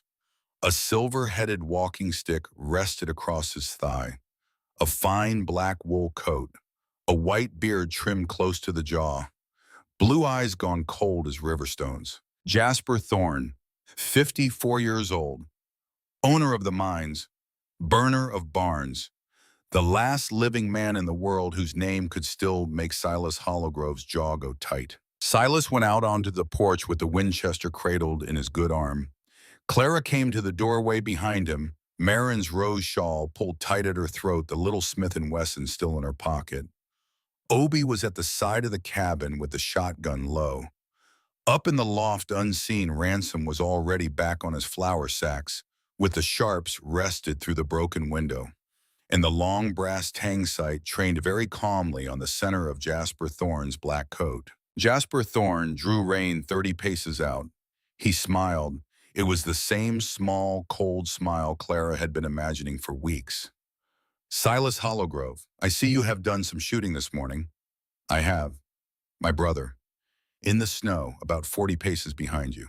Well, Jasper tilted his head as if considering a small inconvenience. Well, that is a thing that will have to be answered for. I want you to listen to me now, Silas, because I am going to be very clear. I sent a telegram from Bears Hollow this week. It went down the line to Helena. The United States Marshal will be reading it tomorrow or the day after. In that telegram, I accused the Hollowgrove brothers of the cold-blooded murder of my brother Ezekiel and of several of my employees, and of the unlawful harboring of my lawfully bonded property, one Clara Whitcomb. When the federal marshal comes up this mountain, Silas, he will come with enough men to finish what I start today, and he will come with a rope for the three of you and a set of wrist irons for the girl. Unless what, Thorne? Unless I send a second telegram this afternoon retracting the whole thing, calling it a misunderstanding, saying the Hollowgrove boys and I have settled our differences like gentlemen. I will send that second telegram today if you hand the girl down off this porch to me right now. You keep your mountain. You keep your brothers. I keep the girl and what is owed me. We all live to see another spring. Those are my terms, Silas. Those are the only terms I am offering. 1 minute. Silas Hollowgrove took in a slow breath through his teeth. He was about to answer Jasper Thorne. He was about to answer him in a way that would have been the end of several men in the next 5 seconds, Ransom Sharps included. He did not get the chance. Clara Whitcomb stepped past him out onto the porch. She stepped past him gently, but she stepped past him. Silas made a small, hard sound and reached for her arm, and she laid her small fingers over his knuckles and shook her head one time, and something in her face stopped him. He let her pass. She walked to the top of the porch step and stood there in Marin Ashcroft Hollowgrove's faded rose shawl, with her honey blonde hair loose around her shoulders and her cornflower blue eyes level on the face of Jasper Thorne. And she spoke in a voice that was not the voice of a frightened girl in an alley. It was the voice of a woman who had set a broken bone and burned a wedding dress and sent a letter east to Helena. Mr. Thorne, Miss Whitcomb, I'm going to tell you 3 things, Mr. Thorne, and then I am going to ask you one question. The 3 things are these. First, Quinlan Perkins of the Bears Hollow Telegraph office copied the bond paper of Amos Creel on the very day I arrived in Bears Hollow over a month ago now, and kept the copy in a locked drawer. Second, 11 days ago, with Mr. Perkins' help, I wrote a full sworn account of my journey, of my dead groom's debts, of your reward poster, and of your threats against my life, and I enclosed the copy of Creel's bond, and I posted the whole packet by the morning stage to a lawyer in Helena named Cyrus Fairchild. I believe you have heard of Mr. Fairchild. He writes columns in the Helena Herald about men like you. Third, I also asked Mr. Perkins in writing to send a private telegram of his own to the United States Marshal's office in Helena over his own name, and in his own office the moment any reward poster bearing my name appeared in Bears Hollow. Mr. Perkins sent that telegram the same afternoon your poster went up. It has been in the Marshal's hands for over a week now. Jasper Thorne's face did not change, but his gloved hand very slowly tightened on the silver head of his walking stick. Clara went on. Which brings me to my question, Mr. Thorne. When the United States Marshal rides up out of Helena in the next day or two, whose telegram do you imagine he will be reading first? Yours sent this week, or Mr. Perkins's and Mr. Fairchild's sent 11 days ago, with a sworn statement and a copy of a forged bond and a formal request for investigation into the 20-year history of one Jasper Thorne of Bears Hollow, including the barn fire of March 1866 that killed Barnaby and Marin Hollow, and was, as Mr. Fairchild writes in his letter of reply, and I quote him, long overdue for a competent hearing. Clara reached into the pocket of the rose shawl with her left hand and drew out a folded page of cream-colored paper sealed with a lawyer's dark red wax. Mr. Fairchild's reply came up on yesterday's private courier from Helena, Mr. Thorne. The marshal is already on the road. He is not coming to arrest the Hollowgroves. He is coming to arrest you. The silence on the mountain was so big, it had a weight of its own. Jasper Thorne sat on his horse 30 paces from the porch, and for the first time in 12 years, his cold blue eyes were not the coldest thing on the Bitterroot.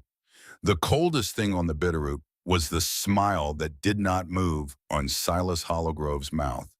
And the second coldest thing is the letter in Clara Whitcomb's hand.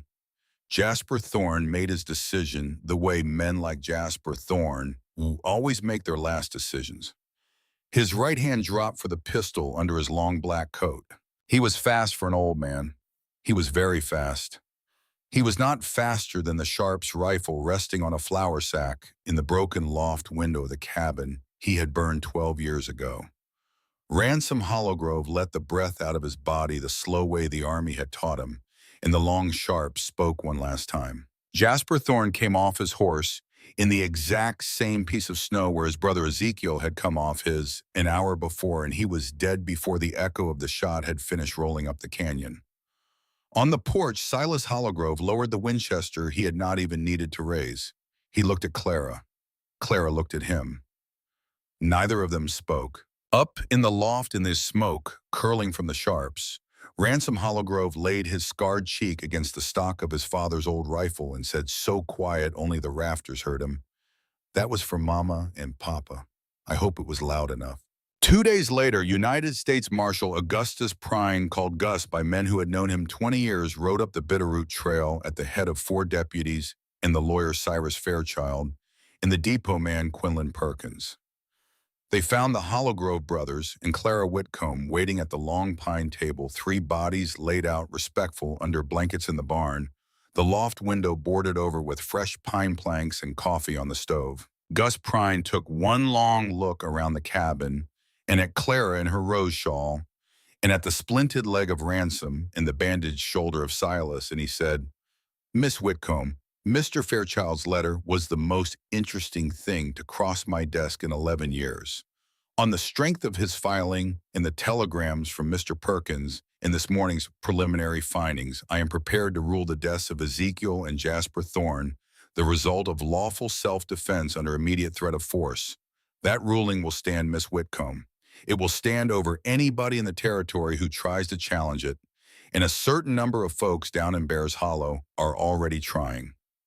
Mr. Fairchild here has a full docket of other Thorn matters to pursue over the next year, and I suspect he will find that the name Thorn on a lot of papers in Bears Hollow is about to mean considerably less than it did last week. He looked at Silas. Mr. Hollowgrove, your mother and father had a bad night in March of 1866. I was a young deputy in Helena that year, and I heard the whispers, and I could not prove a thing, and it has stuck in my throat ever since. I'm going to reopen that file, sir. I am going to reopen it formally. I cannot bring back your people, but I can put the record right. Silas Hollowgrove did not speak for a long moment. When he did, his voice was hoarse. Marshal Prine, you do that, sir. You put the record right. I would be obliged. I mean to Mr. Hollowgrove, I mean to. Gus Prine took his coffee standing up out of courtesy for a house that had just been shot into, and then he rode back down the mountain with his deputies and his lawyer, and the bodies in a wagon behind them, and the Hollowgrove cabin was left in the quiet afternoon with snow beginning to fall, soft and forgiving, over the blood in the front yard. By that evening, the blood was covered. By the next morning, you could not have told by looking that anything had happened there at all, except for the fresh planks in the loft window and the slow smile that had begun very faintly and very permanently to live at one corner of Silas Hollowgrove's mouth whenever Clara Whitcomb came into a room. Spring came up the Bitterroot that year, the way spring always comes to mountain country, slow and then all at once. The creek broke its ice in the second week of April. The tamaracks put out their first soft green needles at the end of April. By the middle of May, the meadow below the cabin was running wild with lupine and paintbrush and small wet mountain roses, and the sun was warm on the front porch in the middle of the day, and a circuit preacher riding up from Helena to serve the new congregation in Bears Hollow sent word that he would come up the mountain on the third Saturday of the month to marry Silas Hollowgrove and Clara Whitcomb under whatever tree they cared to stand beneath. They chose the old tamarack up the ridge where Barnaby Hollowgrove and Marin Ashcroft. Hollowgrove had lain sleeping side by side in the mountain since the March of 1866. On the morning of the wedding, Obie carried out his banjo. Ransom walking now, with only a slight hitch in his gait that would never quite leave him, and that Clara would come to love, wore the dark suit his father had been married in, altered to fit by Clara's own hands over the winter. Silas wore a clean white cotton shirt that Clara had pressed 3 times, and his father's old silver buckle on his belt, and the long pale scar down his jaw was catching the spring light like something that had been paid for and kept. Clara wore a simple blue linen dress she and Obie had made together from a bolt bought in Bears Hollow on one of the first safe wagon runs of the thaw. It was not lace. It was not white. It did not need to be either of those things because she had burned the girl. Those things were sewn for on a winter morning behind the cabin, and she had walked out of the ashes as someone new. Around her shoulders, she wore Marin Ashcroft Hollowgrove's faded rose shawl. On the third finger of her left hand, her own mother Eliza's thin gold wedding ring, which she had slipped on herself that morning, in front of the mirror with shaking hands, because some rings can only be put on a woman by her mother's ghost and no other. The preacher, a red-faced, kind man named Brother Ellery, read a short passage from the book of Ruth about whither thou goest, and Clara Whitcomb cried at that part without apology, because it was the truest thing about her that any page had ever said out loud. Silas did not cry, but his big calloused hands shook just the once when he took hers to slide his own ring onto her finger, a plain band of hammered silver that Ransom had made for him in the forge, in 2 long quiet nights that winter without being asked. Silas spoke his vows in the voice of a man who had been practicing them for months at the water pump and meant every word. Clara Whitcomb, I am not a talker. I have told you that. I will be a doer. I promise you that I will never let you be hungry. I promise you that I will never let you be cold. I promise you that I will never let you feel alone in a crowd of men again. Not in this house and not in any house I am standing in. I promise to build onto this cabin every year a little, and to plant corn every spring, and to read the last chapter of every book you ever open for me. I promise that I will love you across every winter this mountain can send, And a man keeps his word, Clara, and this is my word for as long as I draw breath. Clara, with tears on her face and her mother's ring catching the sunlight, said, Silas Hollowgrove, when I stepped off that stagecoach in a white lace dress, I was sure my life had ended. You were the first man in the whole world who ever looked at me like my life had not ended. I promise you that I will love you across every winter this mountain can send. I promise you I will read the first chapter of every book to you in the rocking chair your mother rocked her babies in. I promise you I will put your end piece of bread on your plate every morning of every year we have together. Winter always ends, Silas. I believed you the first time you told me. I believe you today. I will believe you on every day that is left to us. Obie played a slow Irish tune on the banjo that Marin Ashcroft Hollowgrove had hummed to her babies in 1860, and Ransom stood straight with his bad leg propped easy and a look on his face that Clara had never seen there before, which was the look of a man who had at long last put down a weight he did not know he had been carrying. Silas kissed his new wife once gently under the tamarack tree, where his mother slept, and the whole Bitterroot smelled of warm pine and lupine and a spring that had been a long time getting there. Now, friend, let me take you forward, because stories like this one are not truly finished on the day of the wedding. Stories like this one are finished years later on a porch in a summer evening when the shape of the life that was only a promise at the altar has finally become a living thing. 20 years. 20 years on the Bitterroot.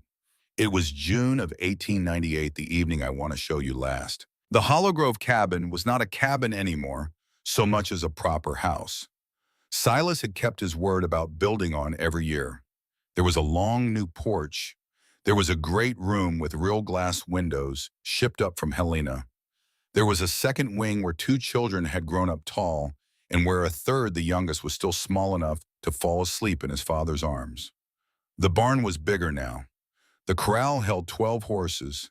Down in the valley below, a small herd of good mountain cattle grazed in the long grass, and above the house the same old tamarack still stood over the graves of Barnaby and Marin Hollowgrove, and now a third stone cut from the creek rock by Obie's own hands, small and plain, that read Eliza Whitcomb, mother to Clara, kept in our house forever. Clara Hollowgrove, 38 years old, with the first threads of silver showing at her temples and her cornflower blue eyes steady as a morning sky, stood on the porch with 3-year-old Barnaby, the second, asleep on her shoulder.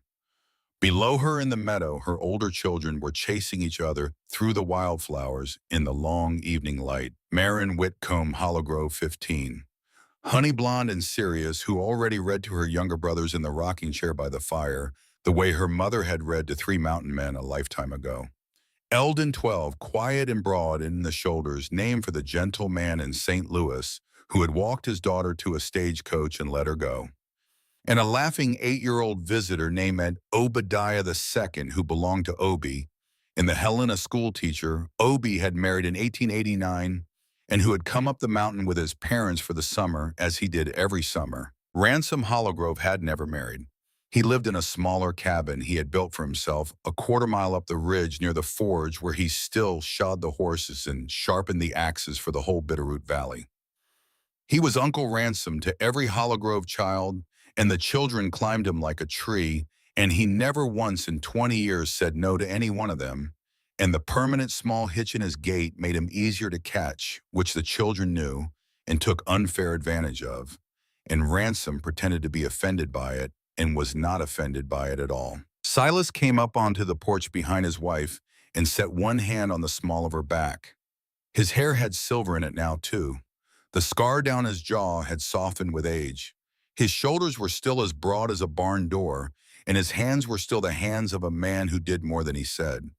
He laid his cheek for a second against the top of Clara's head, and she leaned back against him without looking, and the 3-year-old in her arms did not so much as stir. What are you thinking about, Clara Hollowgrove? I am thinking about that stagecoach, the one in St. Louis, the morning my father kissed me goodbye. Still, not in a sad way, Silas, in a kind of wonder. I keep thinking I should tell her something, that girl in the white lace dress. I keep thinking I should lean down over her shoulder on that platform and tell her, wait.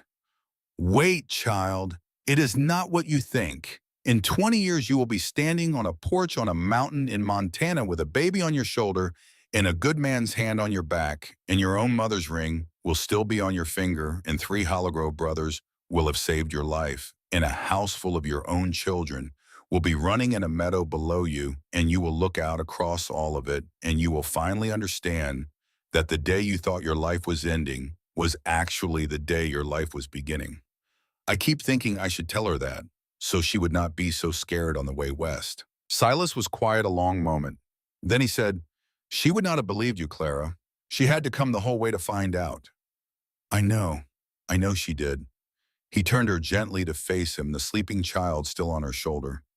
He lifted her left hand in his big scarred one and pressed his mouth just for a breath to her mother Eliza's thin gold ring. Come inside, Clara Hollowgrove. Obie is going to play on the porch in a little while. Ransom is tuning the old fiddle Pa left him. Marin is going to read the last chapter of the new book out loud. I want you in the rocking chair by the fire with that baby asleep in your lap when she does. That is where you belong, wife. That has always been where you belong. In the doorway of the great room, hung on a peg on the wall beside the front door, where a visitor's eye would not catch it, but the family's eye always did, there hung a plain brown leather belt with a brass buckle, worn smooth by 20 years of hands. It was the belt Silas Hollowgrove had been wearing on the night of December the 18th, 1878, when he walked into an alley in Bears Hollow and saw a girl in a white lace dress with her back against a shed wall and her chin lifted the way a frightened thing lifts its chin when it has decided to go down standing up. 15-year-old Marin Hollowgrove, on her way past with a stack of plates for the supper table, paused in the doorway and tilted her head at the old belt on its peg the way she had tilted her head at it 100 times before. Mama, why does Papa keep that old belt up on the wall? He does not even wear it anymore. Clara Hollowgrove smiled the slow smile that Silas had watched her grow into over 20 years. That is the belt your father was wearing the night he saved my life, my girl. That is the belt I held onto with both hands when he lifted me up onto midnight in the Bears Hollow snow and turned that horse up this mountain. I thought at the time it was just a belt. I was wrong. It turned out to be the first thing on this mountain I ever held on to without being afraid. Your father put it on that peg on our wedding day. He said it was going to stay there until this house falls down. And after, Silas Hollowgrove was standing now in the doorway with his arm around his wife's shoulders and his hand resting lightly on the top of his sleeping youngest son's head. The evening sun through the front windows laid a long gold bar across the plank floor of the great room, exactly the way the morning sun had laid one there on the day after the shooting 20 years before. And after, Silas said quietly to his daughter and to his wife and to his sleeping son and to the meadow of running children below, and to the whole long mountain that had tried for 12 years to break him and had not in the end broken him at all. Marin, a man keeps his word. That is what your grandmother told your papa, and that is what your papa told your mama, and that is what your mama tells the 3 of you every night she kisses you. Your mother burned a wedding dress in our yard 20 years ago this winter so she could stop being any man's property. And she stood on this porch and told Jasper Thorne that she was no man's property, and he died in the snow in front of this house for not believing her. And then she put on her own mother's ring, and she married me under the tamarack up the ridge, not because she had to, but because she chose to. That belt on the wall is the only thing left in this house from the girl she used to be. And your mother chose, on the day we were wed, to keep it there because she said some things from an old life are worth carrying into a new one, and some things are not, and a woman ought to know the difference. He kissed his wife on the temple. The baby on her shoulder sighed in his sleep. Down in the meadow, the children were laughing, and Obie was tuning up his banjo on the porch boards, and Ransom was coming up the path from the forge in the last of the sun with the old fiddle in his hand. Clara Hollowgrove looked out over all of it, the porch and the meadow and the tamarack on the ridge and the mountain going gold under a Montana sunset, and her own hand steady on the back of a child who had been born in a bed her husband had built for her with his own two hands. She remembered a girl in a white lace dress on a platform in St. Louis. She remembered a voice in an alley saying, "Step away from her." She remembered a big, rough hand kneeling down in the snow to put itself at her level so that she would not have to look up. She remembered her mother's ring in a carpet bag and a splinted leg on a pine table and a folded letter with a red wax seal. She remembered burning a dress. She remembered the words, "Winter always ends." And Clara Holligrove, who had once been Clara Whitcomb, who had once been a bonded passenger and the property of a debt she never signed, and the daughter of a broken printer in Missouri, leaned her head against her husband's shoulder in the doorway of the house he had promised her 20 years before he would build. And she said out loud the last three things the storyteller wants you to carry home with you tonight, friend, because they are the three things this mountain taught her, and the three things she has been teaching her children every night of their lives ever since. Winter always ends. A man keeps his word. In this Clara Hollow Grove, this is where you belong.